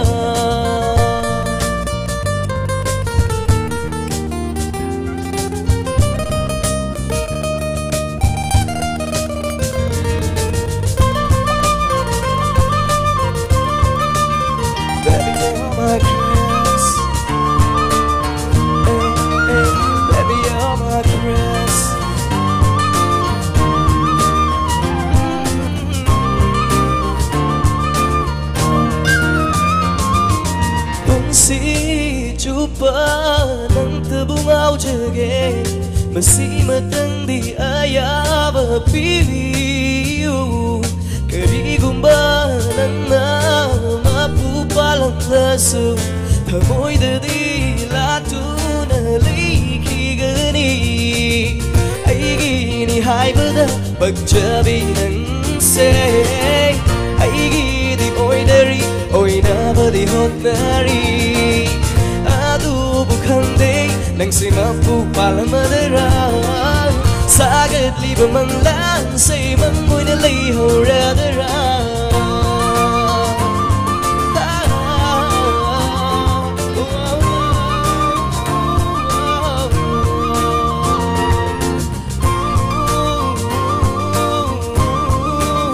baby you're my grass baby you're my grass. Thank you. Have a good night. Thank you, Ma'am Krumjay.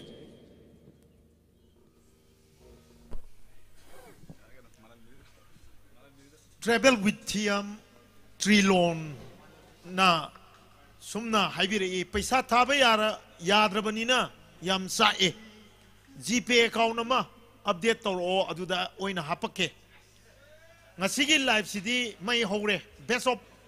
of all love from Darjeeling dagi ni yamna ngam khai leitana thagat pongdok sari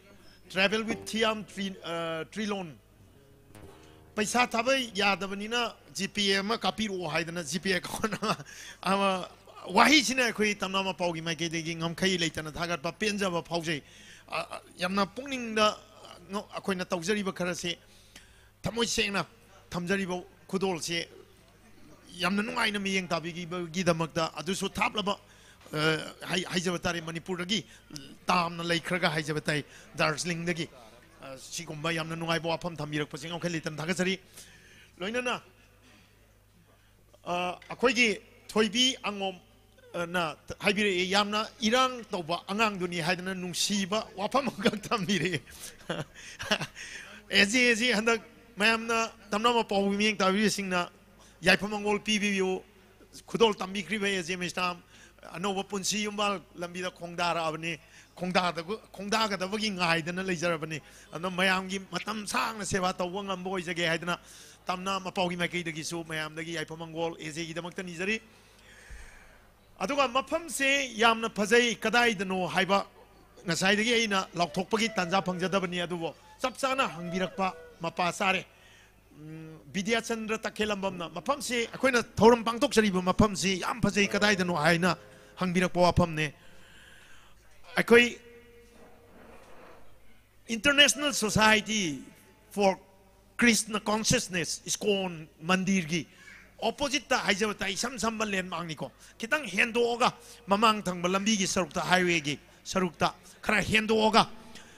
sida ina paijari basi restaurant sigi menu ni Rendezvous restaurant haidana sida ina uchari basi masi akege hariba restaurant sigi menu ni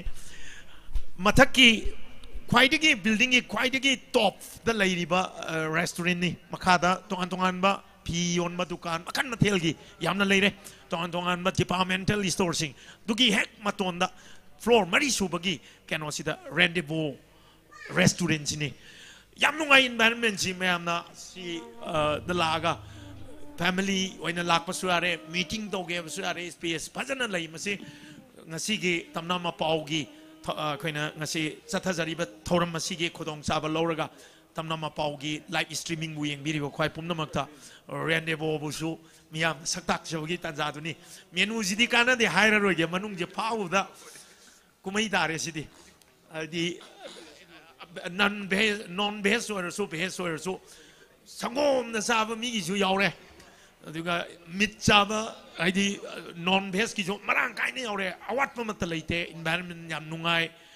pham sabam awat pa amat leite masi amuka sona ningsing jari Rendezvous restaurant masi gi landmark haijaraga di ISKCON mandir hen me am khangnariba International Society for Krishna Consciousness ki mandir dugi sorok wangma highway gi mamang thang masauta khara hendoga leibni rai laina leiba mapam ne sumaina thamjage Rendezvous so khoi ngasi tamna ma paugi ma khedigi su thagat wai phongdok sari ngasi mapam masi bibi dana khoi ngasi unplugged live streaming session ase mapung phana pangthok pangan bibagi damakta restaurant bu su akhoi gi tamna ma paugi ma khedigi tamna sangai records ki ma khedigi ngam kheli tana thagat sari aina khara hena sang ngang thokre ma waro bibi ade isai sakadaba lengsin na lebire matang lokhat chagadori ba sai sakpa se romantics sai sakpada romantic sai sakpa hai jabatai manipuri digital film na hek haurak pa matam nagi manipuri film gi playback singer hai tai amatang ngai ra ba dum hingdana lei hoba playback singer mani haidan lokjage maki khonje je manipur gi hero singda kwai gi sana ba ai ga di sana de ai di hero na te bene I want to pack up so you yam romantic woman gidan ni ko haije yam phajaba romantic sai sak pa moina singthana bada langam hingam khai leitra ba duguma sai sak padune ikai khumna jari ba Mr. Now Boy aduga khodol tambi ge dori be saina nungsit sitna una di leng di nungsit sitna una leng di han yam quite the most popular roi ba ma ki sai ni sai sibu saireng bi ba akendra ten suba aduga sai sibu sairang bi bana nanau sagol mangne aduga ani sube sai wena khodol tambi ge dori ba si Layman Chaluraba, Aduga, say a super saying, Biba, Biz Gupta, Lystrom Aduga, say a Sibo, Sairang Bibana, Tony Ahibamne, a lobby say, romantic say Sapa, Mr. Ipo Green, now boy, Pazarabai say, Anika, Matamotanko Doltams again.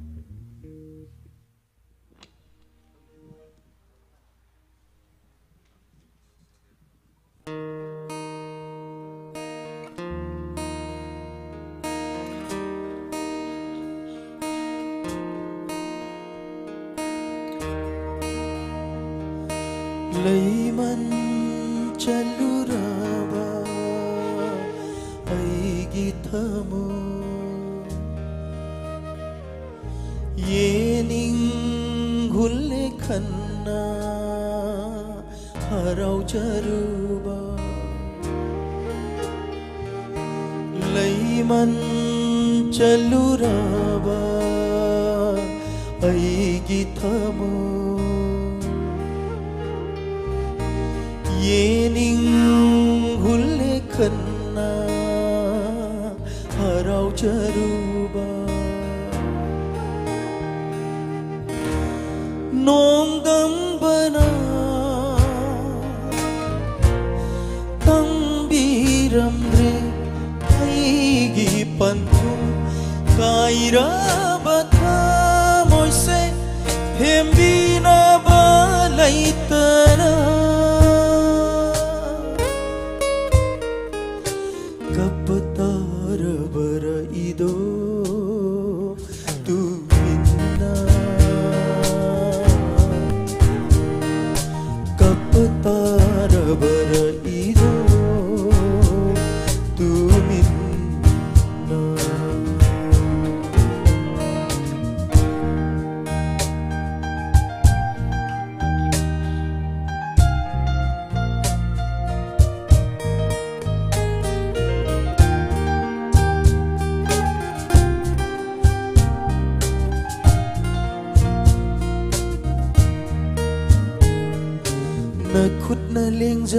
Kundo pari lamlan ba magi di ai fa oirani oi haurani ai gidi thauri gi ko goigum panthau sangai thadoklam da pirang na chot labi mai thona Yeng lamu ko amutan Aigi mai kaironda Oi haurage Madutana Aigi pantha Kaira batha moisei Hembina balaitana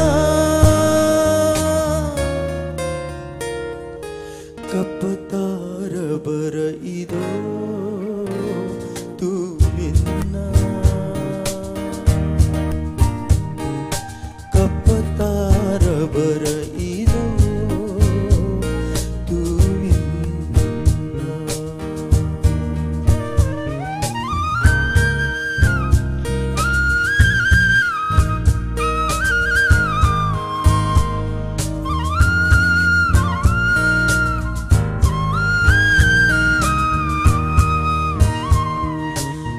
Chikullava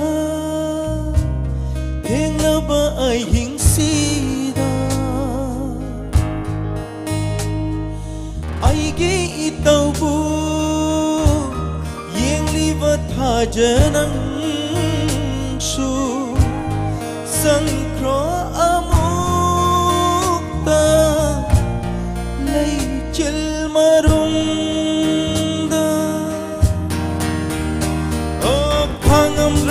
Mai chak se thamoigi hem jillage angang ba marup sina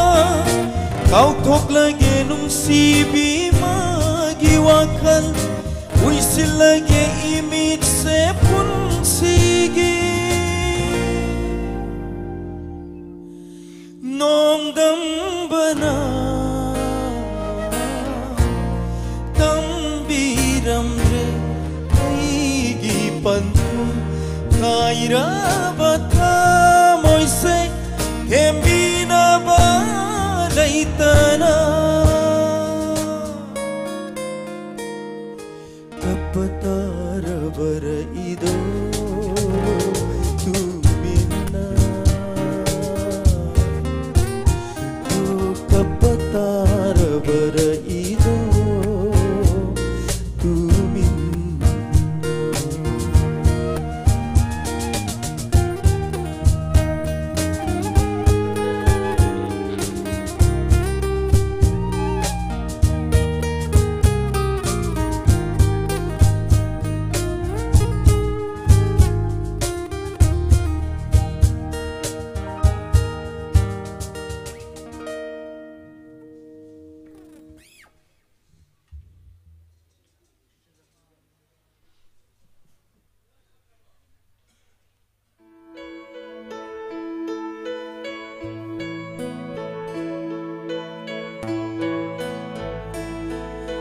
Nung sit na una siling le Nung sujuda na siya di chot le May kukuda bawa may na le Magkoltok na tamoy sikay re Chat lagi ra aibu thadong tuna Chat lagi ra aibu thaduk tuna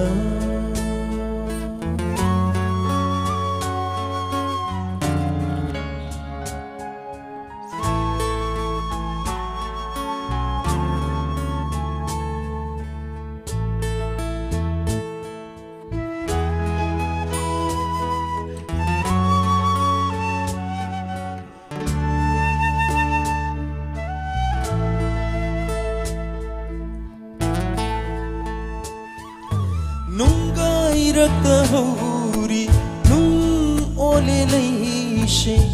lay nam chind bigum lay kang lagi atia mayang kang lay chin kay daw ngay no nung ju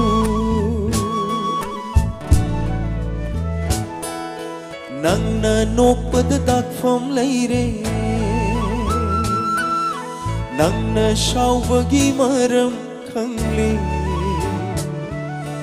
aigi chamlab thaja bamang le aigi chingna bawa khan chum le lot lagera aibu lakpa duna lot lagera aibu lakna duna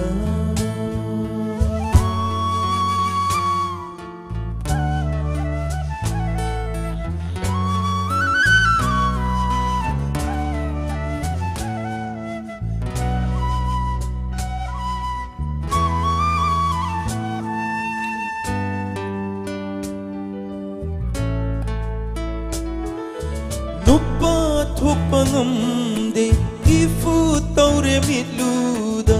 pirang shintanama masigidamagni nung sijaruba mina ngaure sonanaba may chak udaba mayrina chakle hawai pandaba punsina hingle mai kai khandaba lambi da chatle mi kap thok taba manglan da tumle pela gera aibu ning sing duna pela gera aibu ning sing duna lot la gera aibu lagna duna chat la gera aibu haduk tuna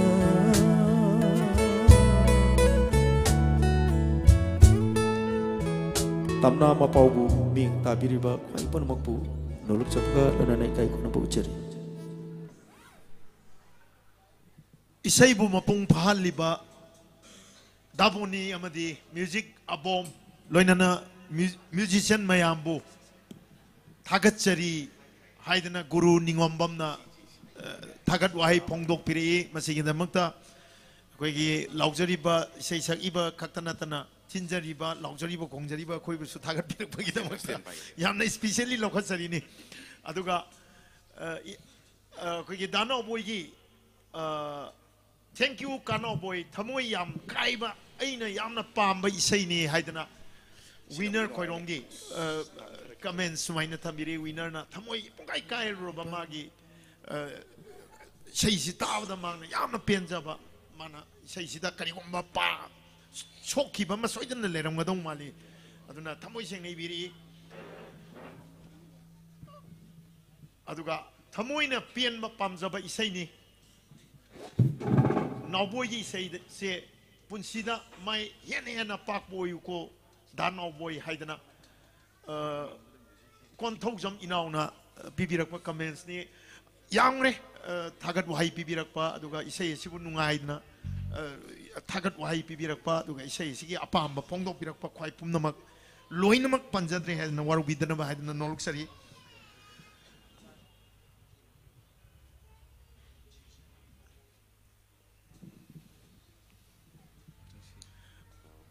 matangi sei sakpa se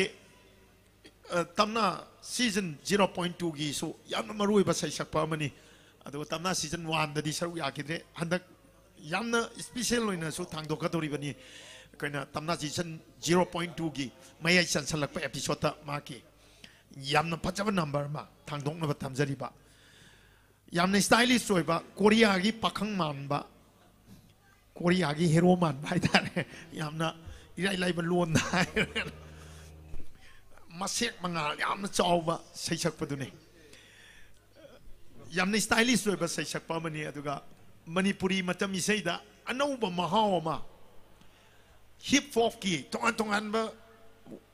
western music ki manung da lei ba tongan masak meyam si matam isai da thangjal lak pada mak so achau thodang lori ba ai je batai mayam na yamna pamna ba mayam na yamna yeng bining ba aduga papa entertainer masu oiri ba sei sakpa du ni James song tham maki sei ani si haini hairi ba sei se James ki kwaidagi mayamna pamna bai sei singi marakta ki amani lyrics na sei su ibirakpa James amadi Jack makoi ni na iki bai sei ni makoi ni na perform to buda su mayamna amna pamna ki bai sei ni the music na surmani risi ko yamna masak na raba music director mo riba surmani risi ki music ni aduga ani su bai sei mayamna andak hauki ba sei da lockdown tawdringe di am pamna na tana kiba crow lobby tambong ni hai sei tuni lyrics laiwai kraba homen diwai aduga sei asibu serang birakpana serang bibana toni hai bamni haujik jam song thangi haini amadi crow lobby tambong ni lobby se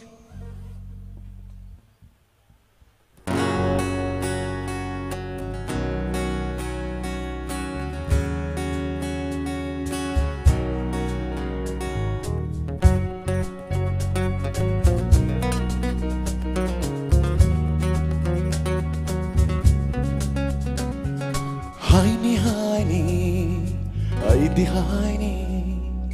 nung shi haini.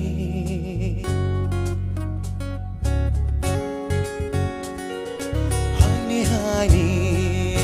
ay di haini, nung shi haini. Nang na yadrasu, nang na pandrasu, nang na yadrasu, nang na pandrasu. Ay di ngau kini mapamatam naidana ay di hay kini mapamatam naidana nang na wala na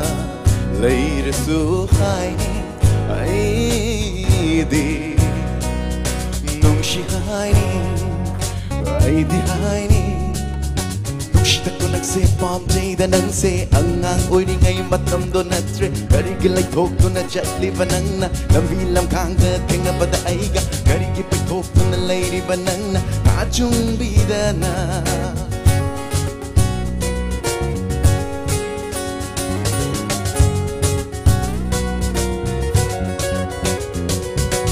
Ngasi'da natin, arangda natin Ngasi'da natin, arangda natin Matam ko'y rakle Ay nanangoda Pamiba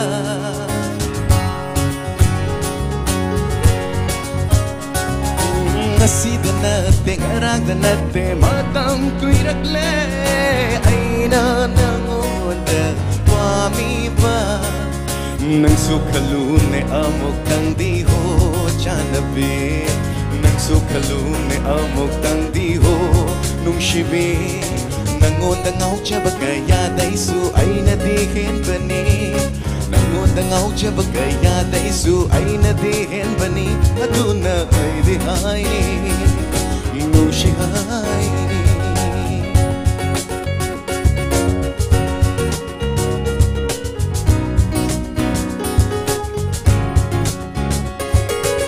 Sayata mame, adugo ay nagmame Kung nalay rabaso nang iwakal ay nagkali Nang iwakal kali, akot babatali Ay sunong si haydog pa di balik ang inahakso Pondok pa di tali, tamoy nang ay gitamoy nung dajali Nang gitamoy dusog kali adugo Hanbalay na ay nadjali nang inong sisagda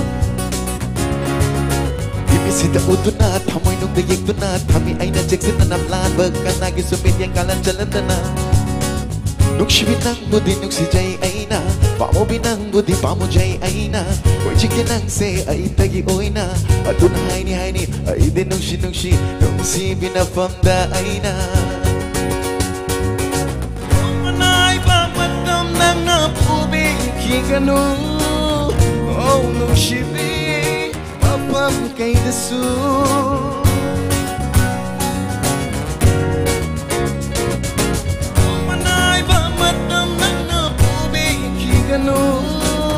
Oh, no shibi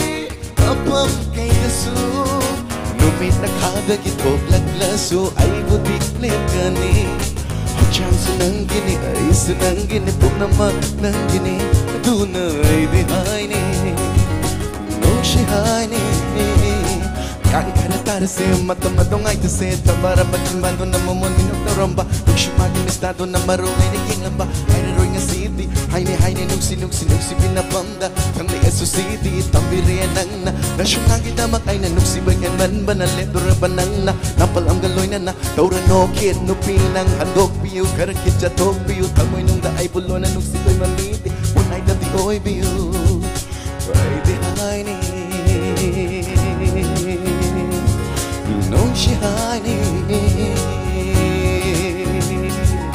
Ay di hay ni Nung si hay ni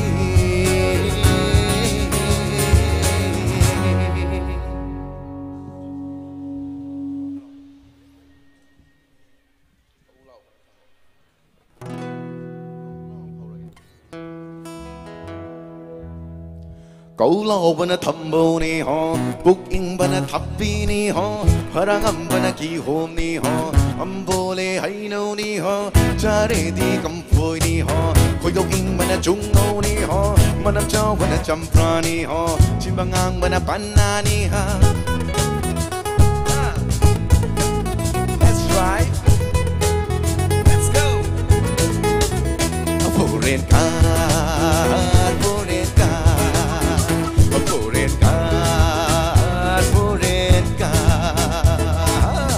Foreign car se tập lập thâu ghê ô rôn ghi mặc khôn khôn ghê Foreign car se tập lập thâu ghê ô rôn ghi mặc khôn khôn ghê Thông nào ta ghi hai phê tầng nghìn làm ghê sẽ đi số Thông nào ta ghi hai phê tầng nghìn làm ghê sẽ đi số Tu cha kanano Babe kada ba imagda Tu cha kanano Babe kada ba imagda A foreign car, foreign car, a foreign car, foreign car. Khi chạy ta kết tu kỳ ho, nấu chạy ta lấy bạc lấy ho, cái thi bị mặt lịch ho, tăng chờ bị uri ray ho, mai cho bị cặp bộ lấy ho, bất đất bị khut chân lấy ho, không nên bị con ta đây ho, con chỉ thằng bị chín đi chăm ra.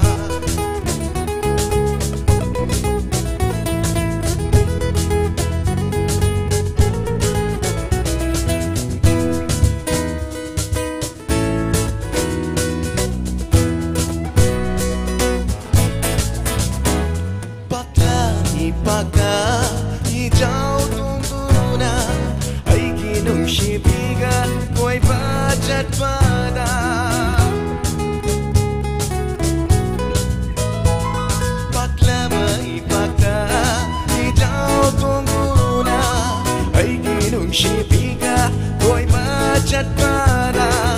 Ligid nungsibi ising katakore Ligid sianapi ising kalupore Atu oirasu lairay pagdaunani Atu oirasu lairam nedatingani Purinka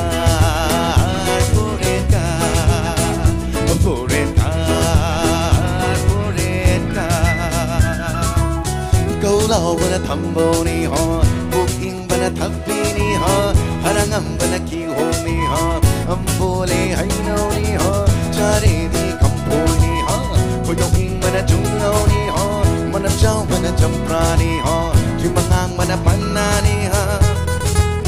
That's right Let's go All right Isa isana Nungshina jaba Isa isana Yana jaraba Isa isana Nungshina jaba Isa isana Yana jaraba Akhalaman singna Hai pa inte khaina Akhalaman singna Ak pa inte khaina Hek ta khai tok piba Kana kita moina pit bangam gani Kana kita moina kang bangam gani Purin kan purin kan purin kan purin kan Ki jai ta kitu ki ho no jai ta lai pak lai ho Ikai ti pi malika tang jabi puri rai ho Mai jau bi kapok lai ha Patat bi khut jang lai ha Khok nem bi kunda lai ha Ko chang bi chin ni champra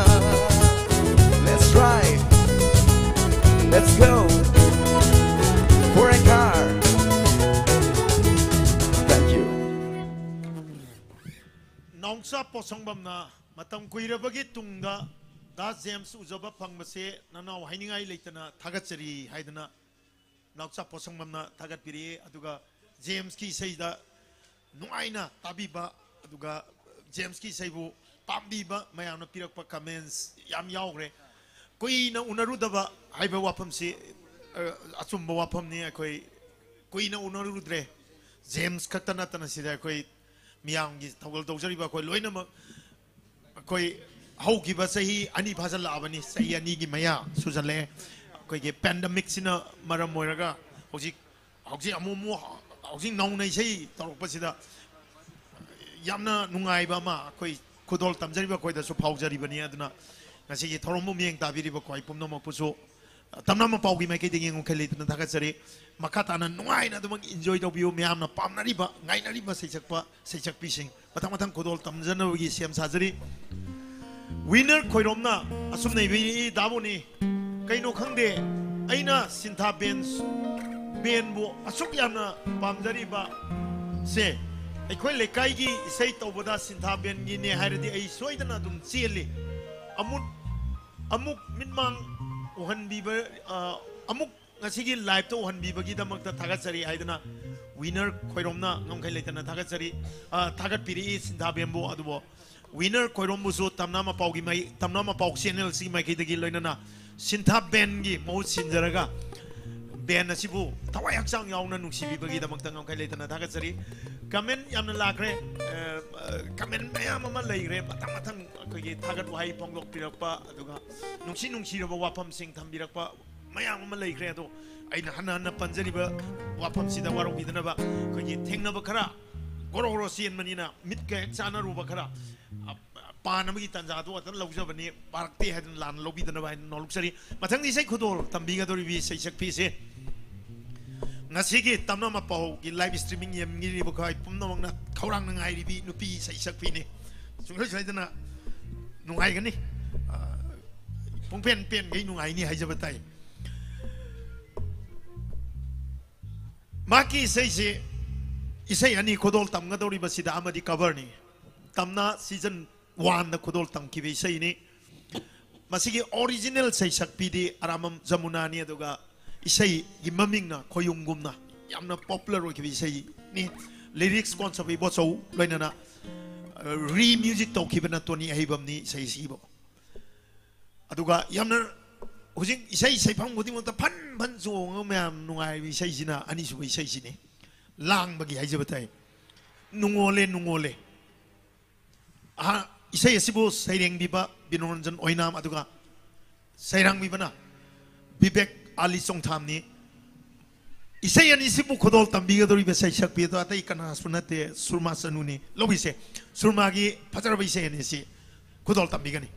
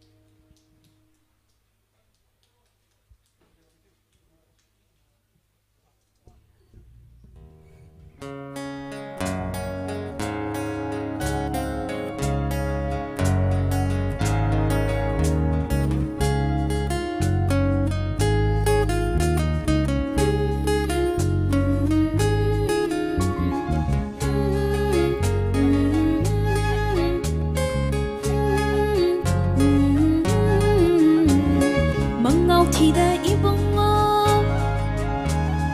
Ningol thawai oibawo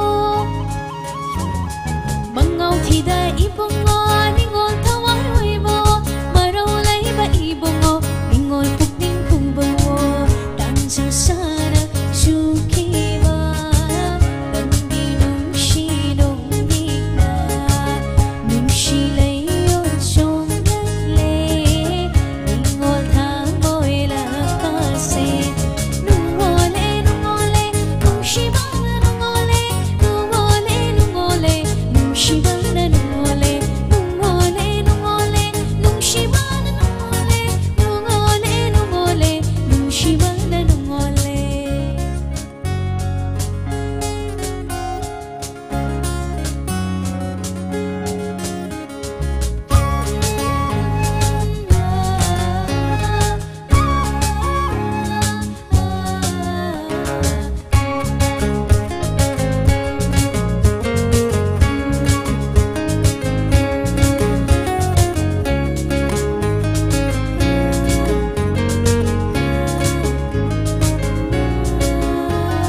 Thashi ahing khudingda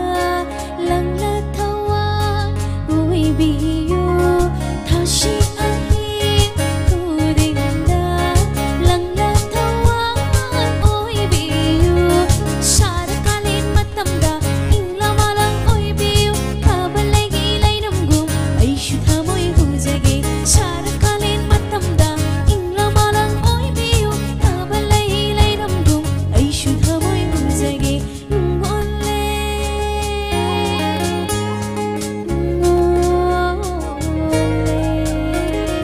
Nungshibana nungole Nungole nungole nungshibana nungole Nungole nungole nungshibana nungole Nungole nungole nungshibana nungole Nungole nungole nungshibana nungole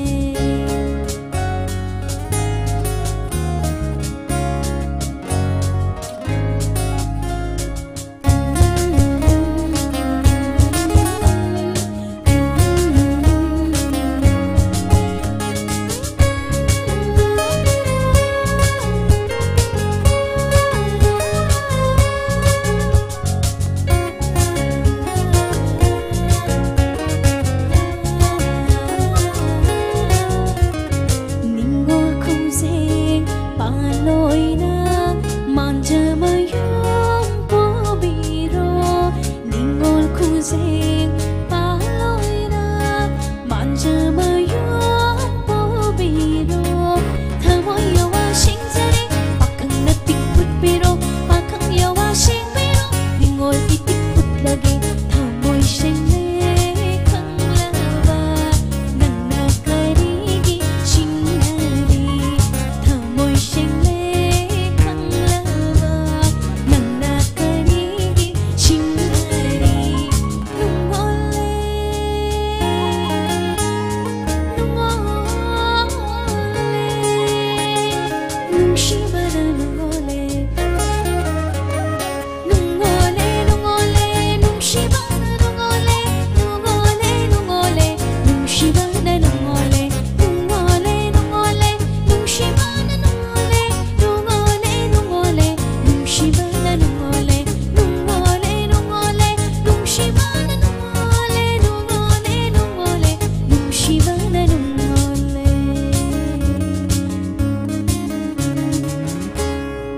Thank you ma'am bukurumjari Music su singer sing su thamoi se pungpian pelhalle haidana wairokpam vidyarani na haibiri singer sing ngasigi kodol tamjari bagi singer sing amadi music akoi musician hayum mamadi sintha ben anigi apun ba haijabatai ngamkhai leitana thagat pirak bagi damakta akoi tamnama paugi maikai dagi thagat pa phongdok sari loinana aina pharaga thamamba comments su chien ngari yam phajayena thamjabani lokthok sagena adu phan phan chuang moda yaugre waro biroi yam chuange tawrisi comments yamna mapung phana pibirakpane ado thagat wahi ngaktane yamna akoina sinjariba mingdeina ꯆꯣꯡꯊꯣꯛꯈꯤꯕꯅ ꯍꯥꯟꯅ ꯃꯤꯡꯁꯨ ꯈꯪꯍꯧꯗ꯭ꯔꯦ ꯑꯗꯨꯒ ꯀꯃꯦꯟꯁꯇꯨꯗꯤ ꯑꯩ ꯍꯥꯏꯐꯦꯠ ꯈꯪꯍꯧꯏ ꯏꯪꯂꯕ ꯃꯇꯝ ꯍꯧꯖꯤꯛ ꯌꯥꯝ ꯏꯪꯉꯦ ꯍꯧꯖꯤꯛꯁꯤꯁꯨ ꯃꯊꯛꯅꯤꯅ ꯑꯩꯈꯣꯏꯁꯨ ꯈꯔ ꯆꯤꯡꯕ ꯍꯧꯔꯦ ꯍꯥꯏꯗꯤ 4 stories buildingꯒꯤ ꯃꯊꯛꯅꯦ ꯇꯦꯔꯦꯁ ꯃꯊꯛ ꯍꯥꯏꯇꯥꯔꯦ ꯑꯗꯨꯅ open airꯅꯤꯅ ꯇꯪꯈꯥꯏ half wall ꯇꯧꯔꯒ ꯅꯨꯡꯊꯤꯟꯒꯤ ꯃꯇꯝꯗ ꯏꯚꯤꯅꯤꯡꯗꯗꯤ ꯌꯥꯝ ꯅꯨꯡꯉꯥꯏꯕ ꯅꯨꯡꯗꯥꯡꯗꯗꯤ ꯈꯤꯇꯪ ꯑꯊꯥꯕ ꯗꯔꯀꯥꯔ ꯂꯩꯕ ꯃꯐꯝ ꯑꯣꯏ ꯑꯗꯣ aduna hujik se khoi khata khata ching mama tamne ado ingra mama tam sida haibirak pa comment se atai nate yum da hip ga yeng han biri ba tamna ma pau bu ngam khai leiten daga chari haibaduni khoina tamna ma pau gi mai khai dagi jo tamna sangai records ki mai khai dagi so yeng biri bo khoi pumnom ko ngam khai leiten daga chari amuka ju marak thana ning sing jage tamna ma pau je subscribe like share to wo ko bi ga no maram di mayamna subscribe to bi ra ga na channel che hinga dori bani channel sina myam gi damakta nungai nungai ra ba haijo tai isaibu nungsibiri ba singda khoina akhoi gi content paja paja ba isai sing sem sa da no puthok sa gadori ba si channel je mapung phala ba ta da ngam gadori ba ni aduga tamna season 0.2 sumya na mieng ta view akhoi 30 episode ne handa ki sahi sigi season 2 da thajar gadori ba only episode ani khatang khudol tamma da ngai jari hayeng ahum sube episode ne reincarnation of nangi mai thong hairi ba isai si leikidraba pabung laioi kraba lamjing biramba manipuri matam isai yol sagat biramba nomai tem pari na sak biramba isai dubo reincarnate tongna na ba hona jariba masi amuk han anuba mirol da thangdoktana yamna nungai na pabung na thambiramba isai pajakraba isai se hena masak machu thokpa ama oisanu oibang namna na ba hona ge habagi wakalonda thangdok sabani inkhalang ibana harol singda ari ba isai gi mahau sing phangna na bagi wakalonda thangdok sabani aduna haying akoina tamna season 0.2 da ahum sub episode oina tamna ma pau channel sida release tau jagadori ba reincarnation of nangi mai thong hairibe episode ahum sub jusu mayamna yengbiu aduga tamna ma pau bu like share subscribe to view hujik chatha jariba unplugged music live streaming asi tamna ma pau channel asigi subscriber sani listing ani ngakpi gani 200k cross to bagi celebration nga mari leina khodol tamjabani mayamna adom adongi social media platform da Facebook account da tongan tongan ba pambai season abiraga share tok tok piyo to wimal khangbu sari haiba koina matam chupada tamna sangai records na aduga tamna ma pauna mayamgi tawimal bu kaujaro haiba wafam sini akoina nungai nungai ba program sing makata na sandok pangam bada mayamgi mating ni jari haiba wafam duni ai je kitang sang na ngang thokre haida ba su ya da ba matang oi ba tamna ma pauksi mayam da hanjan hanjan na sum panning ma pau ba hai je ba tai waro wiroi matang da la kadori bi sei gi round sidi rapid fire haina thamjage rapid fire ni liep ta bidan nan stop ta yan sala ge matam ju thengla abnina ngasai comment section de am toina hangi ba sai sakpa duni han ba thangdok ke rapid fire round gi han ba round si da thangdok sa ka dori ba se romantic isai ni magi di romantic ni ma so romantic number sing si lamba leitre in khalak pa sai sakpa sing manung da mayam guest to wong amre ngo loijing loya hai ba isai do si sai je youtube ta maru ne youtube ki platform da mai ho gi ba pokhai gi ba Paul ke no irap to bodong na pokhayu nikki bi sei amani hogi bi sei amani imang da loijing loya original isai di ranbir amadi madhuri anina khodol tambi khabane adu music asi re music to ki basu masigi music si so ranbi thongna na adu mak to bi lyrics khaide mi moni isai si bu khodol tambi ga dori ba mayam nang sai di khorang nang ai ri ba Umananda Maibam, Lobisi, Umananda Maibongi, Ahan by Say Lobisi, Anisu de Pongoxa Kigaroige, Yam surprise in the Tangzagere, rapid fire round, Lobisi and Bamagi solo number.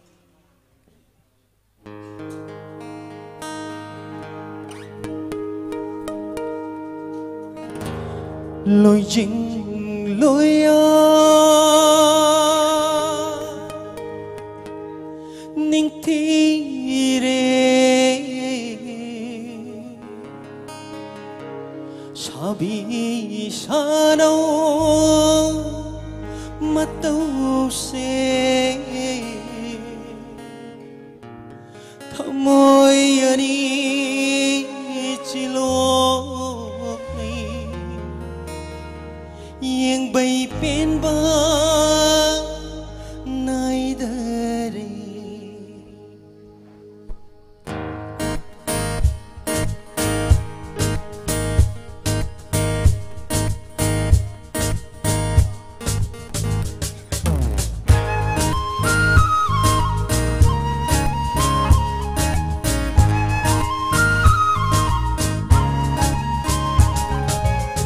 si mai thong lột lâm bi ikai Fiji oi re bi ikai Fiji oi re bi sam lang ni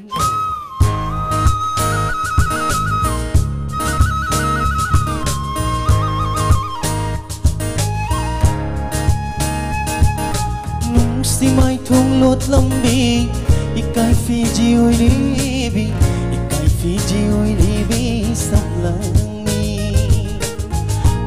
Jaging a city, could see na.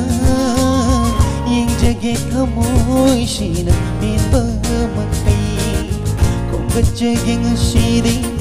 could see na.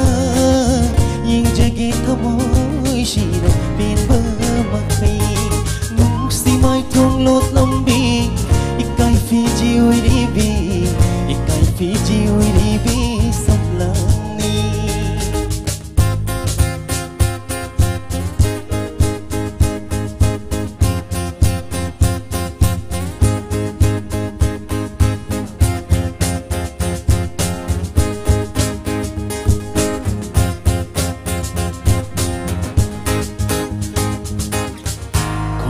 Piduna choira samlang say ket pire na chom samjida nung sina lay man chan hang bino bun sigioy na nung sina ichaba kamoy ginang chom ni nung si mai thong lot lambi ikai Fiji oi ribi ikai Fiji oi ribi samlang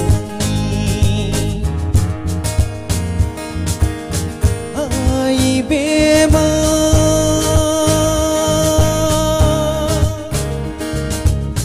hanura nang bo nung shibi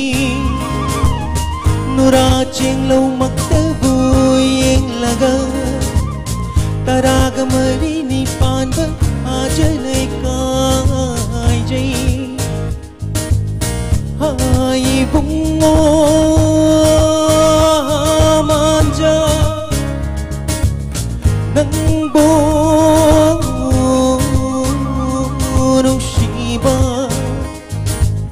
bakanggi mai thong lakadi nurama nasu mahende ani na laipul oi badi kadi hai na bu sai thar shige ani se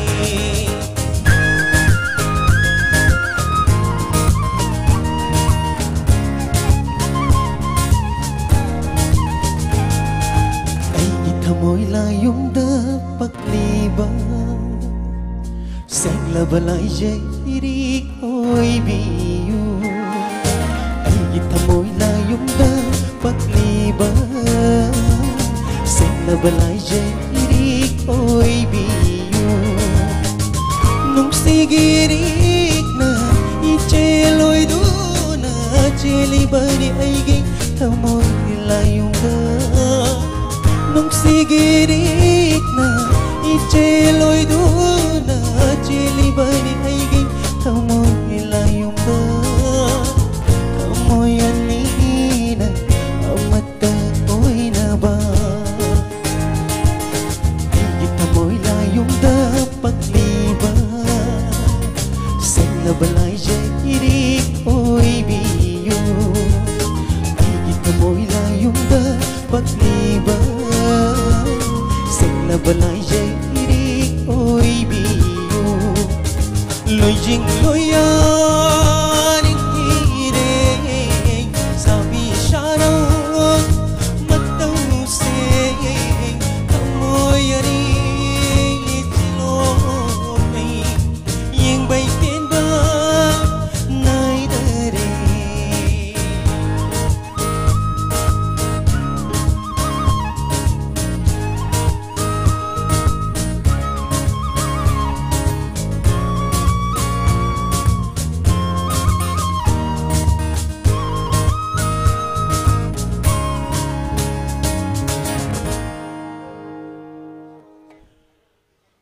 sound se taba yam nungai isai se taba su nungai jai thagat chari tamna mapau bu haidna sound nungai haidna thagat pirak pusing am kai letna thagat chari ngasi ki sound engineer Rabi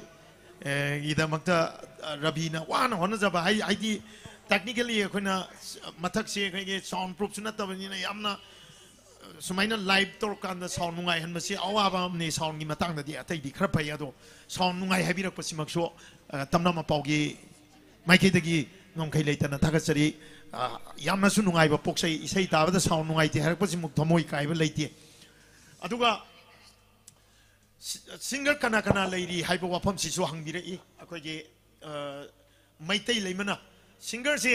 mayamna khorang na ngai riba saisakpi sing nu khaktana thamjari maitai lema hana surprise hoina thangdok charake aduga Arvin sakrabo mayam maina ama hangi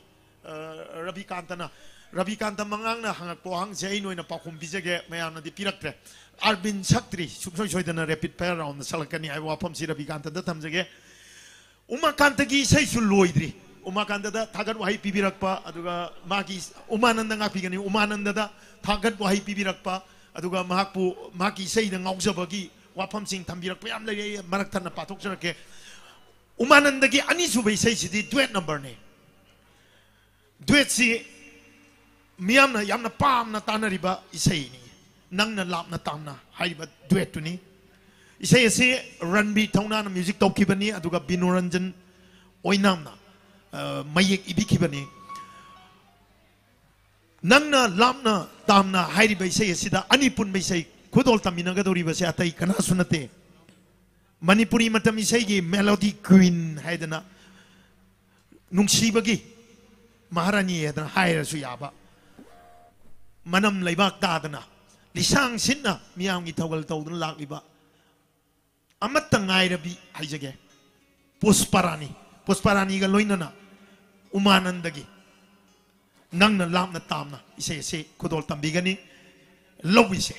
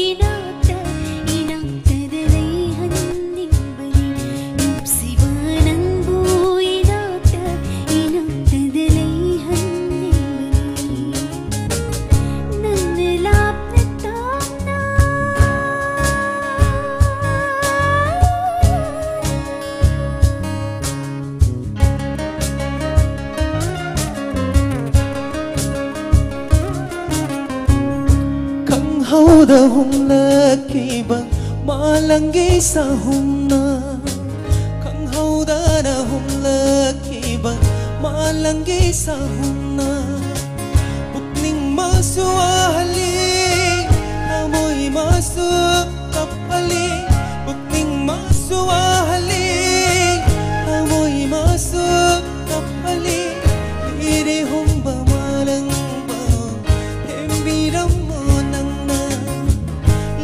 sit pamalang bao kembiram mo nang na nung sibinang buin ang inagdadalaihan ning bani nung sibinang buin ang inagdadalaihan ning bani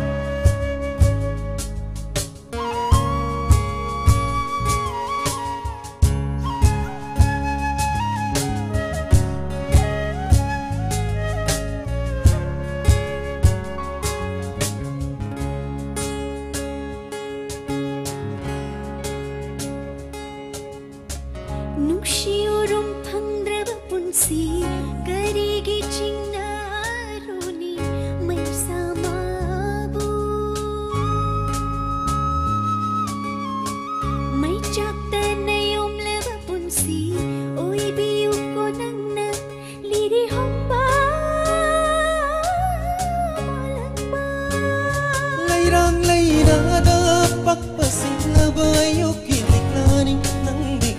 Nung si barangay layrang butamoy pala nure Layrang layrada pagpasinglaba ayuki liklaning nangdi Nung si barangay layrang butamoy pala nure Nung si bilang buhay na inagkadalayhan ning bari Nung si bilang buhay na inagkadalayhan ning bari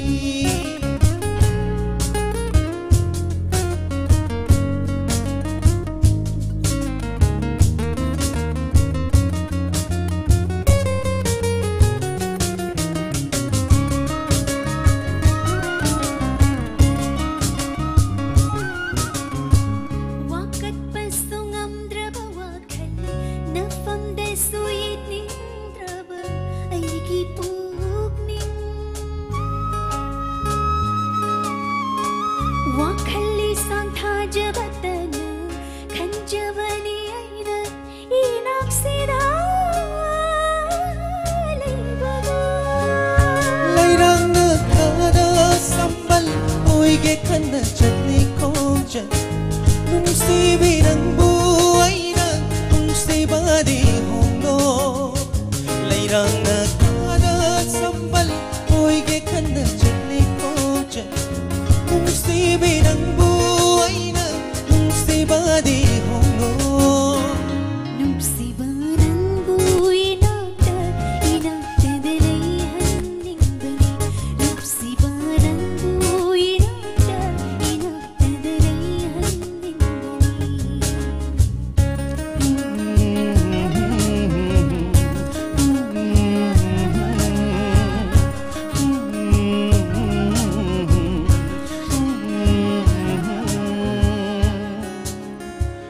Thank you yang birupuno mapoy kokno na kurumjari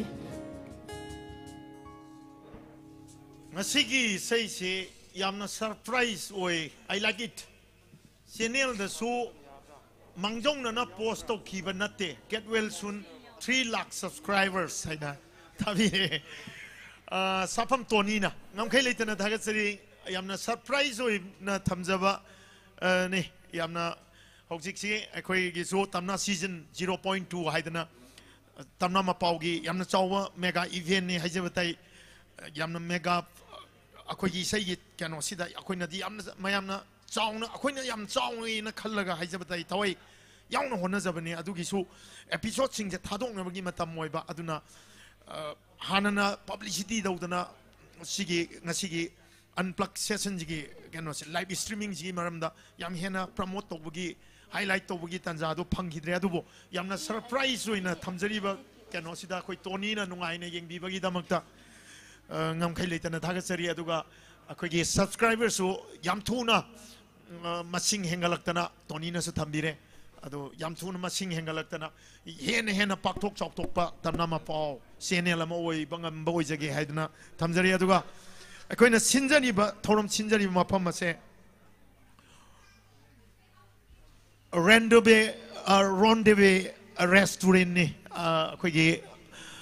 airport road ta leiba International Society for Krishna Consciousness landmark si aina yam line ba thamjarak pani ISKCON mandir gi opposite ta sorok wang da haijabatai mamai maningon ba building amagi top floor ni kitang hendoga dum rendezvous si leire haiba restaurant si da tongan ma family gi meeting pangthokpa natraga isai masa pangthokpa birthday celebration tongan ba meeting pangthokpa loina mag yare yamna nungai ba environment ni rendezvous restaurant si landmark na ISKCON mandir gi opposite sorok wang mada kitang hendoga amagi landmark si aduni yamna line leibane ado mafam si amtang laaga mieng tabiyo mayam da yam nungai ba piba ngamgani mahau piba ngamgani haiba wapam si tamna mapaugi khutang da ngasi live streaming bu mieng tabiri ko pum namakta thamjari makha tarak pasi pusparani gi solo number ni khudol tamjaga dori pasi yamna akhanna ba solo number amaka lokachage pusparani na khoirange pukning se isai asibu saireng birak pakai de mimo aduga sairang bibana ran bi thongnani lobisi pusparani gi naitong kondokta khoirangi pukningse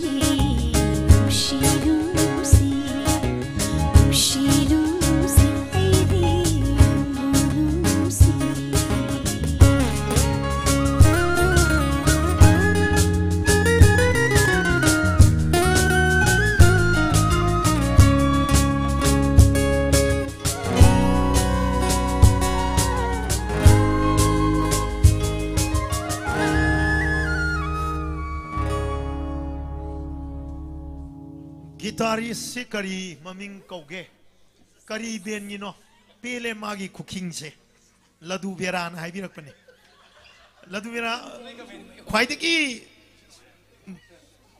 khut yang ba hai jabatai manipuri matami sei ge guitarist sing manung da mani tomba haibam adi sangnai raba tony haibam music composer gi hek manau nu pani aduga laiwoi kraba manipuri matami sei gi yawol sagat pada soba thongang lo biramba Aibam Sam Singi Masano Pane Aduga guitarist bassist in a Matthew Mazu Magi Kutsi Yamna Sativa Ne Chinta Bengi Manipurgi Masak Nairaba bassist Singi Manunda Ambani Adana Akoi Ladu Birana guitarist Putagatpa Wahipi Bira Pagidamata Tanama Pogi Maki digging on Kalitan Tagasari Aduga Atoy Paunamna Light Tadunam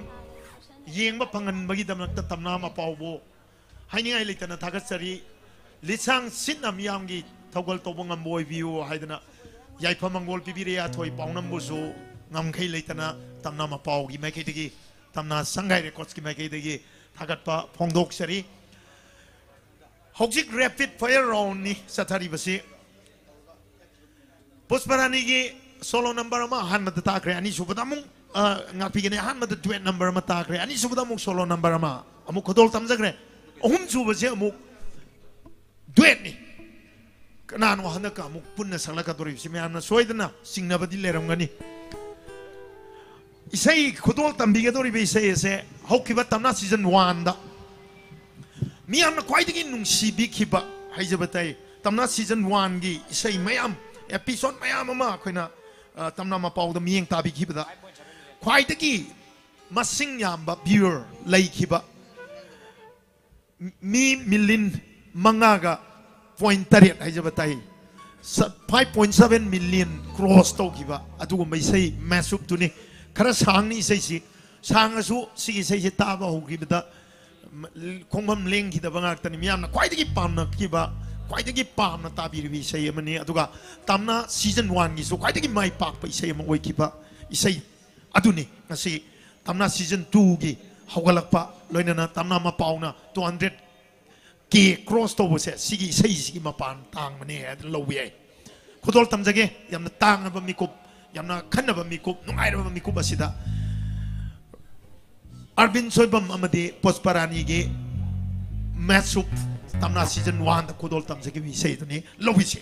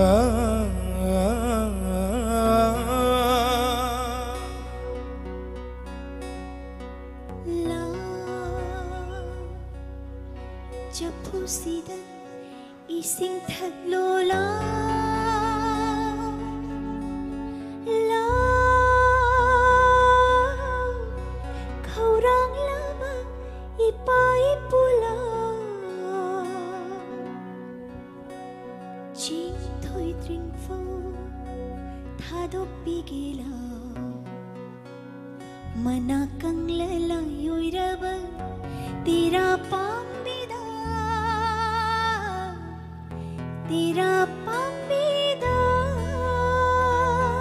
हो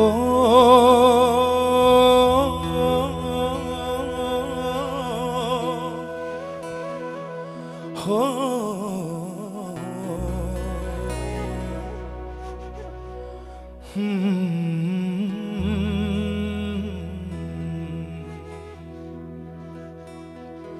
शरद की ऋतु मपुंया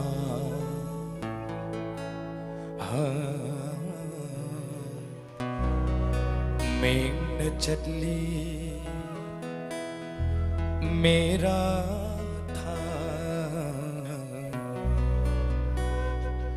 इंग लाई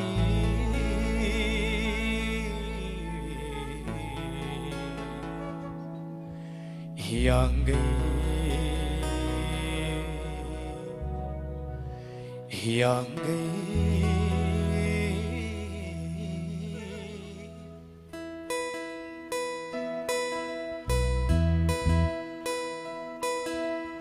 Sumang khuding merawa Sumang khuding merawa Thau mai pareng diwali Bai dalila sanjeba Gobar dhon bukhurumba Hari uthan kangjingba Har koloi sagna tha Lightning parai chetna tha Hari koloi sagna tha Joyo joyo Radhe Govindo Radhe Joyo joyo Radhe Govindo Radhe Radhe Radhe Govindo Radhe Radhe Radhe Govindo Radhe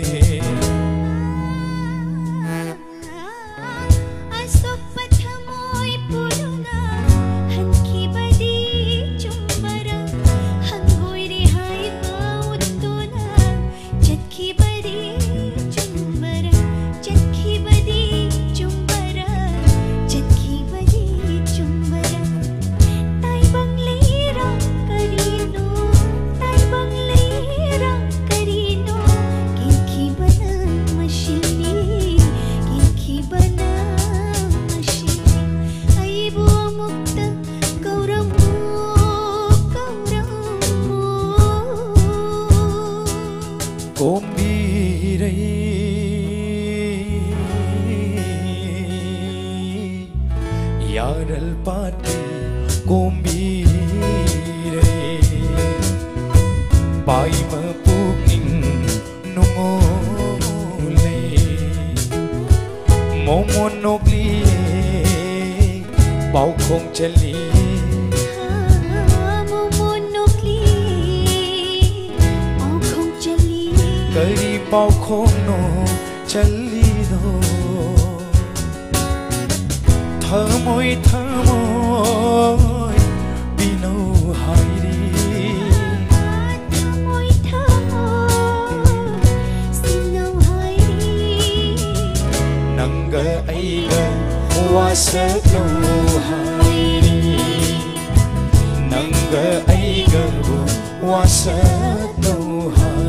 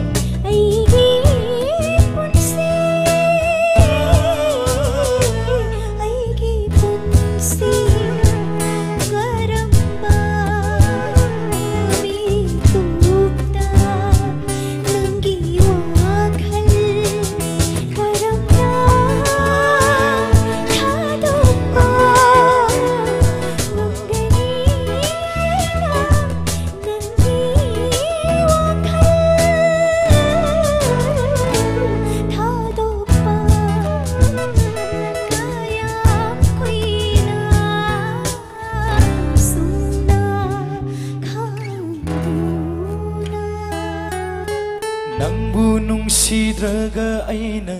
ꯅꯪꯒꯤ ꯅꯅꯥꯛꯇ ꯂꯥꯛꯈꯤꯗꯔꯥ ꯅꯪꯕꯨ ꯅꯨꯡꯁꯤꯗ꯭ꯔꯒ ꯑꯩꯅ ꯅꯈꯣꯏ ꯂꯩꯀꯥꯏꯗ ꯂꯥꯛꯈꯤꯗꯔꯥ ꯂꯩꯀꯣꯜꯗ ꯂꯩꯔꯥꯡꯅ ꯁꯥꯠꯂꯤ ꯃꯈꯩ ꯍꯛꯆꯥꯡꯗ ꯊꯋꯥꯏꯅ ꯂꯩꯔꯤ ꯃꯈꯩ ꯅꯨꯡꯁꯤꯗꯨꯅ leirani nungsiduna leirani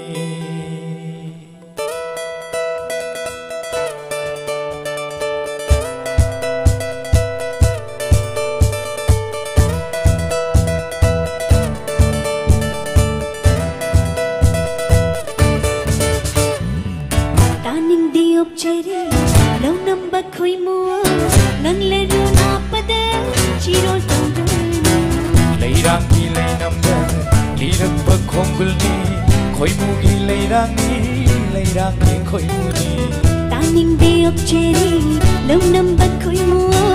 nang le ru na pada chirol tawdana leirang gi leinamda lirak ba khongul ni khoi mu gi leirang ni khoi mu ni ngamjaroi nauri di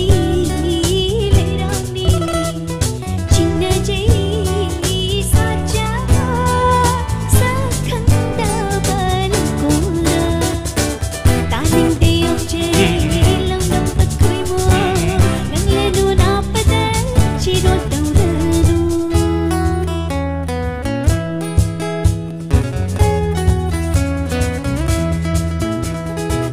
kadai laune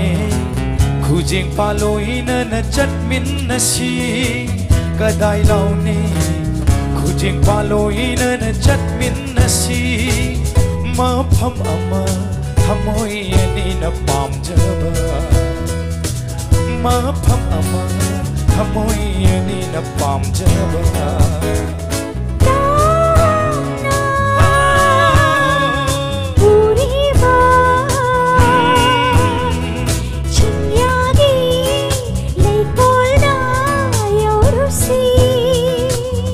samnana jatsi jatlo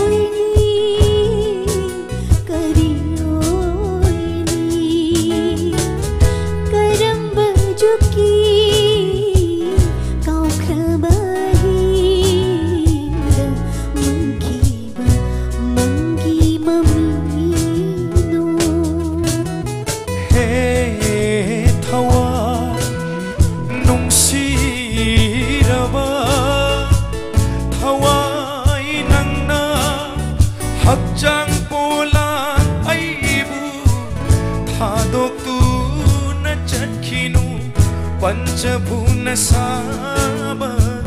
aige hakjang polani Panjabuna saba aige hakjang polani Tinkini malimda soiroi noma Nungsiraba aige thawai manga Kaidongi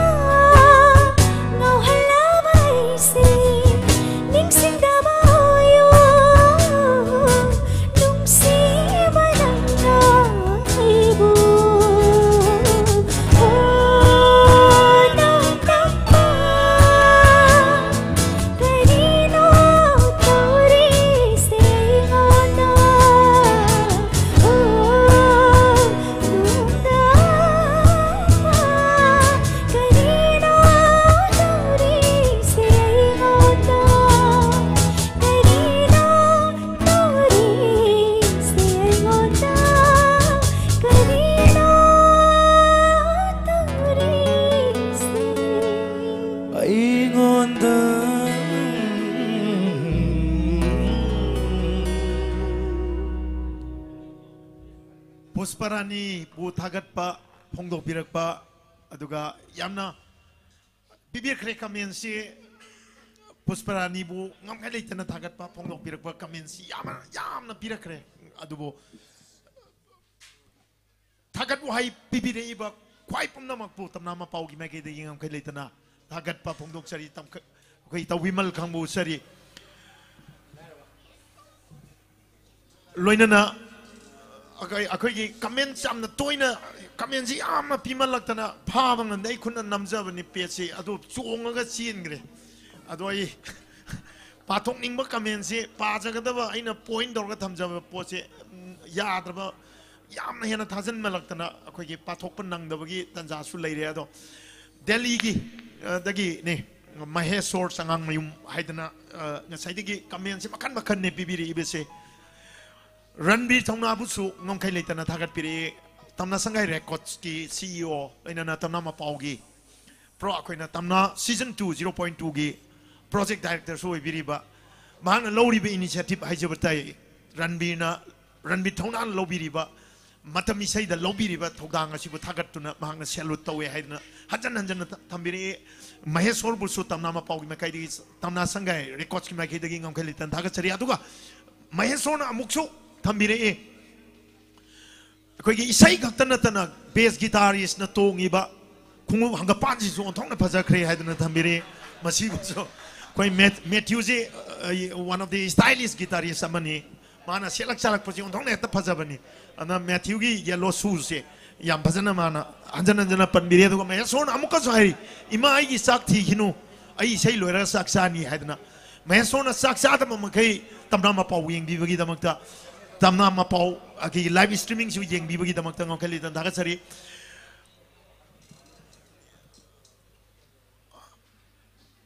comment si ontong na yang re si pa masing ngam re masi nang da bahai je batai ado goro sien masina aingon na dialogue to hai basu adum yobi re dialogue se bidan na sai diki hai bi rak pane ado ai dialogue ki ngasi matang do logjar roige line ma khak wahi ani khak thamjage bom cha mai thano hai basi dang thamjage makha ta di sei rom na mai on sin na ba postparani amadi ardin sobam ani ki ani pun bai sei miamna matchup ama tabi kre tamna season 1 da hojik sak pi gri sei do quite a viewer yamba 7.5 million miam na mieng tabi kiba adugumba isai ni yamna mai pak kibe sei mani mayamna nungsibi kiba adumak na ngasi tamna mapauna 200k cross to da ngasi celebration pangthok sari ba sini makata ba se Arvin Soibongi solo number ni khodol tamjaga tori ba se ahan ba Arvin Soibongi solo number se Layoi kraba lamjing ba haijawtare tongan ba hiram kaya da Manipur imagi namak ta kathok pirama ba layoi kraba oja lamyan ba aramam samarendra ojana ibiram ba isai mayek ni lairaba hairibe isai ase ki original music ti Aryan theater ni aduga isai ase amuk remake to ba natraga re music to ba rearrange to khiba sina likla band ni Arvin isai si original sai sakpana naba volcano hainari ba kaka naba volcano na sakpi khibe isai ni aduga Arvin na amuk saktok sabani haukiba sahi 2020 da lobi se lairaba Arvin gi an makudol solo number gi Chatkigani matam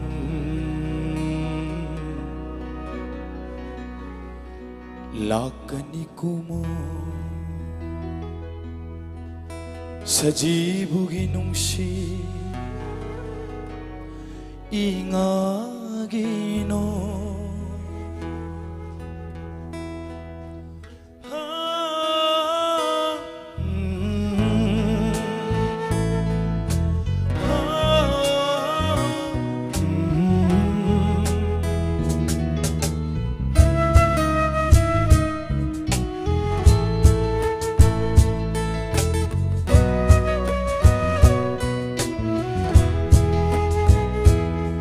Lairaba awabagi punsini Lairabagi chatumde Lairabagi phithumde horel hayengi khanbana Lairabagi wakhalni Lairaba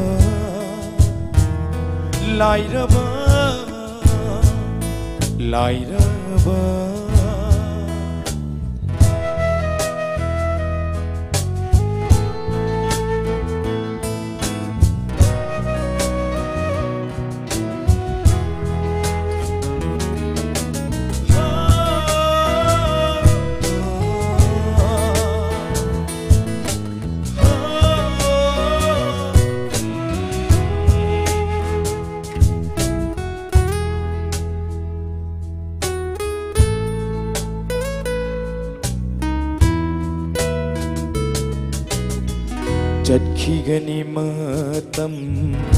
lakani kumo 사지부기 뭉시 잉아기노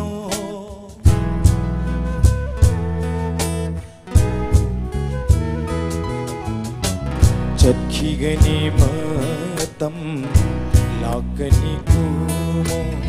사지부기 뭉시 잉아기노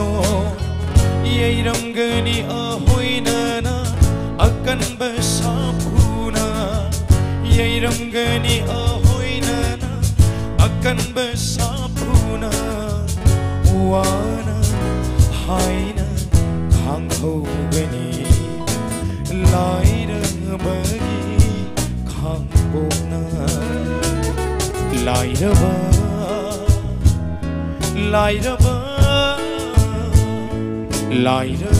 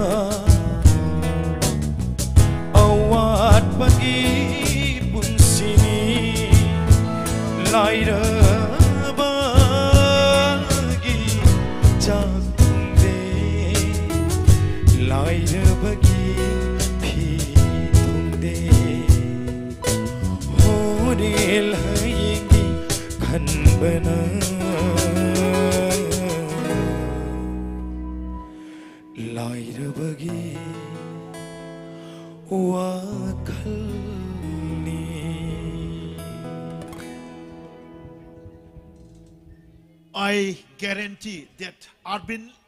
will be the next melody king of King. Love you bro, always support. Be prem na tambirak pane. I guarantee that Arvin will be the next melody king. Love you bro, always support. Ngam kay later na tagasari be prem.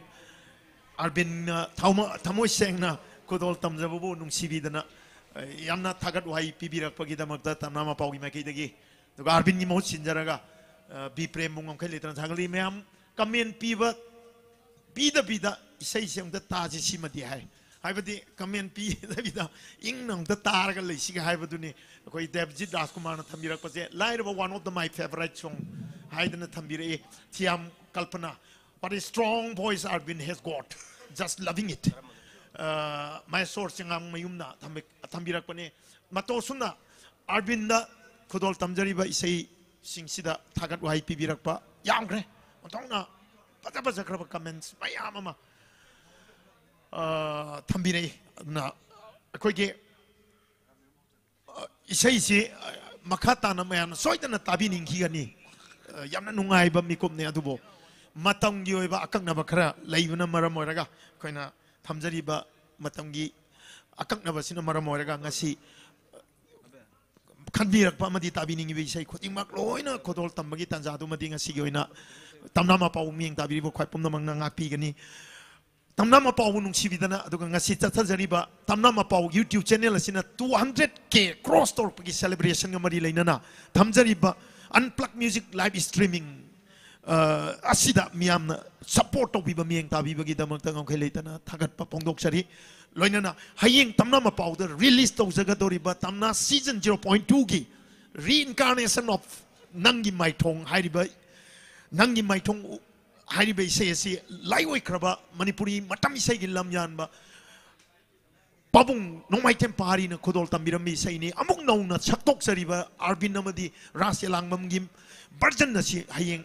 ꯈꯨꯗꯣꯜ ꯇꯝꯖꯒꯗꯧꯔꯤꯕꯅꯤ ꯃꯤꯌꯥꯝꯅ ꯇꯝꯅꯥ ꯃꯄꯥꯎꯕꯨ ꯅꯨꯡꯁꯤꯕꯤꯗꯅ ꯍꯌꯦꯡ ꯈꯨꯗꯣꯜ ꯇꯝꯖꯒꯗꯧꯔꯤꯕ ꯑꯍꯨꯝꯁꯨꯕ 에피소드ꯀꯤ ꯇꯝꯅꯥ ꯁꯤꯖꯟ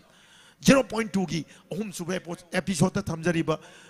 ꯔꯤꯏꯟꯀꯥꯔꯅꯦꯁꯟ ꯑꯣꯐ ꯗ ꯅꯪ ꯃꯥꯏꯊꯣꯡ ꯑꯁꯤ ꯃꯤꯠꯌꯦꯡ ꯇꯥꯕꯤꯌꯨ ꯍꯥꯏꯕ ꯋꯥꯐꯝꯁꯤꯁꯨ ꯍꯟꯅ ꯅꯤꯡꯁꯤꯡꯖꯔꯤ ꯑꯗꯨꯒ ꯂꯣꯏꯅꯅ ꯇꯝꯅꯥ ꯃꯄꯥꯎ YouTube ꯆꯦꯅꯦꯜ ꯑꯁꯤ ꯁꯕꯁꯀ꯭ꯔꯥꯏꯕ ꯂꯥꯏꯛ ꯑꯃꯗꯤ ꯁꯤꯌꯔ ꯇꯧꯕꯤꯌꯨ ꯃꯇꯝ ꯏꯁꯩꯕꯨ ꯅꯨꯡꯁꯤꯕꯤꯌꯨ ꯏꯁꯩꯕꯨ ꯇꯧꯖꯔꯤꯕ ꯑꯩꯈꯣꯏꯒꯤ ꯄ꯭ꯂꯦꯠꯐꯣꯝ ꯑꯁꯤ ꯍꯦꯟꯅ ꯍꯦꯟꯅ ꯆꯥꯎꯊꯣꯛꯍꯟꯕꯗ ꯈ꯭ꯋꯥꯏ ꯄꯨꯝꯅꯃꯛꯅ ꯃꯇꯦꯡ ꯄꯥꯡꯕꯤꯌꯨ ꯍꯥꯏꯗꯨꯅ ꯇꯝꯅꯥ ꯁꯪꯒꯥꯏ ꯔꯦꯀꯣꯔꯗꯁꯀꯤ ꯃꯍꯨꯠ ꯁꯤꯟꯖꯔꯒ ꯈ꯭ꯋꯥꯏ ꯄꯨꯝꯅꯃꯛꯇ ꯅꯤꯡꯁꯤꯡꯖꯔꯤ ꯉꯁꯤꯒꯤꯗꯃꯛꯇꯗꯤ ꯈ꯭ꯋꯥꯏ ꯄꯨꯝꯅꯃꯛꯇꯒꯤ ꯀꯥꯏꯅꯅꯕꯒꯤ ꯌꯥꯊꯪ ꯅꯤꯖꯒꯦ ꯍꯌꯦꯡ ꯅꯨꯃꯤꯗꯥꯡ ꯋꯥꯏꯔꯝꯗ ꯑꯃꯨꯛ ꯇꯝꯅꯥ ꯁꯤꯖꯟ 0.2ꯗ ꯃꯤꯌꯥꯝꯗ ꯈꯨꯗꯣꯜ ꯇꯝꯖꯒꯗꯧꯔꯤꯕ ꯑꯃꯨꯛꯀꯁꯨ ꯍꯟꯅ ꯄꯟꯖꯒꯦ ꯅꯪꯒꯤ ꯃꯥꯏꯊꯣꯡ ꯔꯤꯏꯟꯀꯥꯔꯅꯦꯁꯟ ꯑꯣꯐ ꯗ ꯅꯪꯒꯤ ꯃꯥꯏꯊꯣꯡ ꯍꯥꯏꯅ ꯃꯤꯡꯊꯣꯟꯖꯔꯤꯕ ꯑꯍꯨꯝꯁꯨꯕ 에피소드ꯀꯤ ꯏꯁꯩ ꯑꯁꯤ ꯄꯨꯟꯅ ꯃꯤꯠꯌꯦꯡ ꯇꯥꯃꯤꯟꯅꯁꯤ ꯍꯥꯏꯗꯅ ꯑꯃꯨꯛꯀꯁꯨ ꯍꯟꯅ ꯊꯝꯖꯔꯤ ꯄꯨꯝꯅꯃꯛꯄꯨ ꯉꯁꯤꯒꯤꯗꯃꯛꯇꯗꯤ ꯈ꯭ꯋꯥꯏ ꯀꯥꯏꯅꯅꯕ ꯌꯥꯊꯪ ꯅꯤꯖꯔꯤ ꯍꯟꯅ ꯍꯟꯅ ꯊꯥꯒꯠꯄ ꯐꯣꯡꯗꯣꯛꯆꯔꯤ ꯇꯝꯅꯥ ꯁꯪꯒꯥꯏ ꯔꯦꯀꯣꯔꯗꯅ ꯑꯃꯗꯤ ꯇꯝꯅꯥ ꯃꯄꯥꯎ YouTube ꯆꯦꯅꯦꯜ ꯑꯁꯤꯅ ꯄꯨꯝꯅꯃꯛꯀꯤ ꯃꯤꯅꯨꯡꯁꯤꯒꯤ ꯊꯧꯖꯥꯜ ꯐꯪꯖꯕꯒꯤ ꯅꯨꯡꯉꯥꯏꯖꯕꯗꯨ ꯐꯣꯡꯗꯣꯛꯆꯔꯤ ꯃꯈꯥ ꯇꯥꯅ ꯇꯝꯅꯥ ꯃꯄꯥꯎꯕꯨ ꯃꯤꯠꯌꯦꯡ ꯇꯥꯕꯤꯈꯣ ꯍꯥꯏꯕ ꯋꯥꯐꯝꯁꯤ ꯊꯝꯖꯔꯒ ꯈ꯭ꯋꯥꯏ ꯄꯨꯝꯅꯃꯛꯇꯒꯤ ꯀꯥꯏꯅꯅꯕ ꯌꯥꯊꯪ ꯅꯤꯖꯔꯤ ꯊꯦꯡꯛ ꯌꯨ ꯑꯣꯜ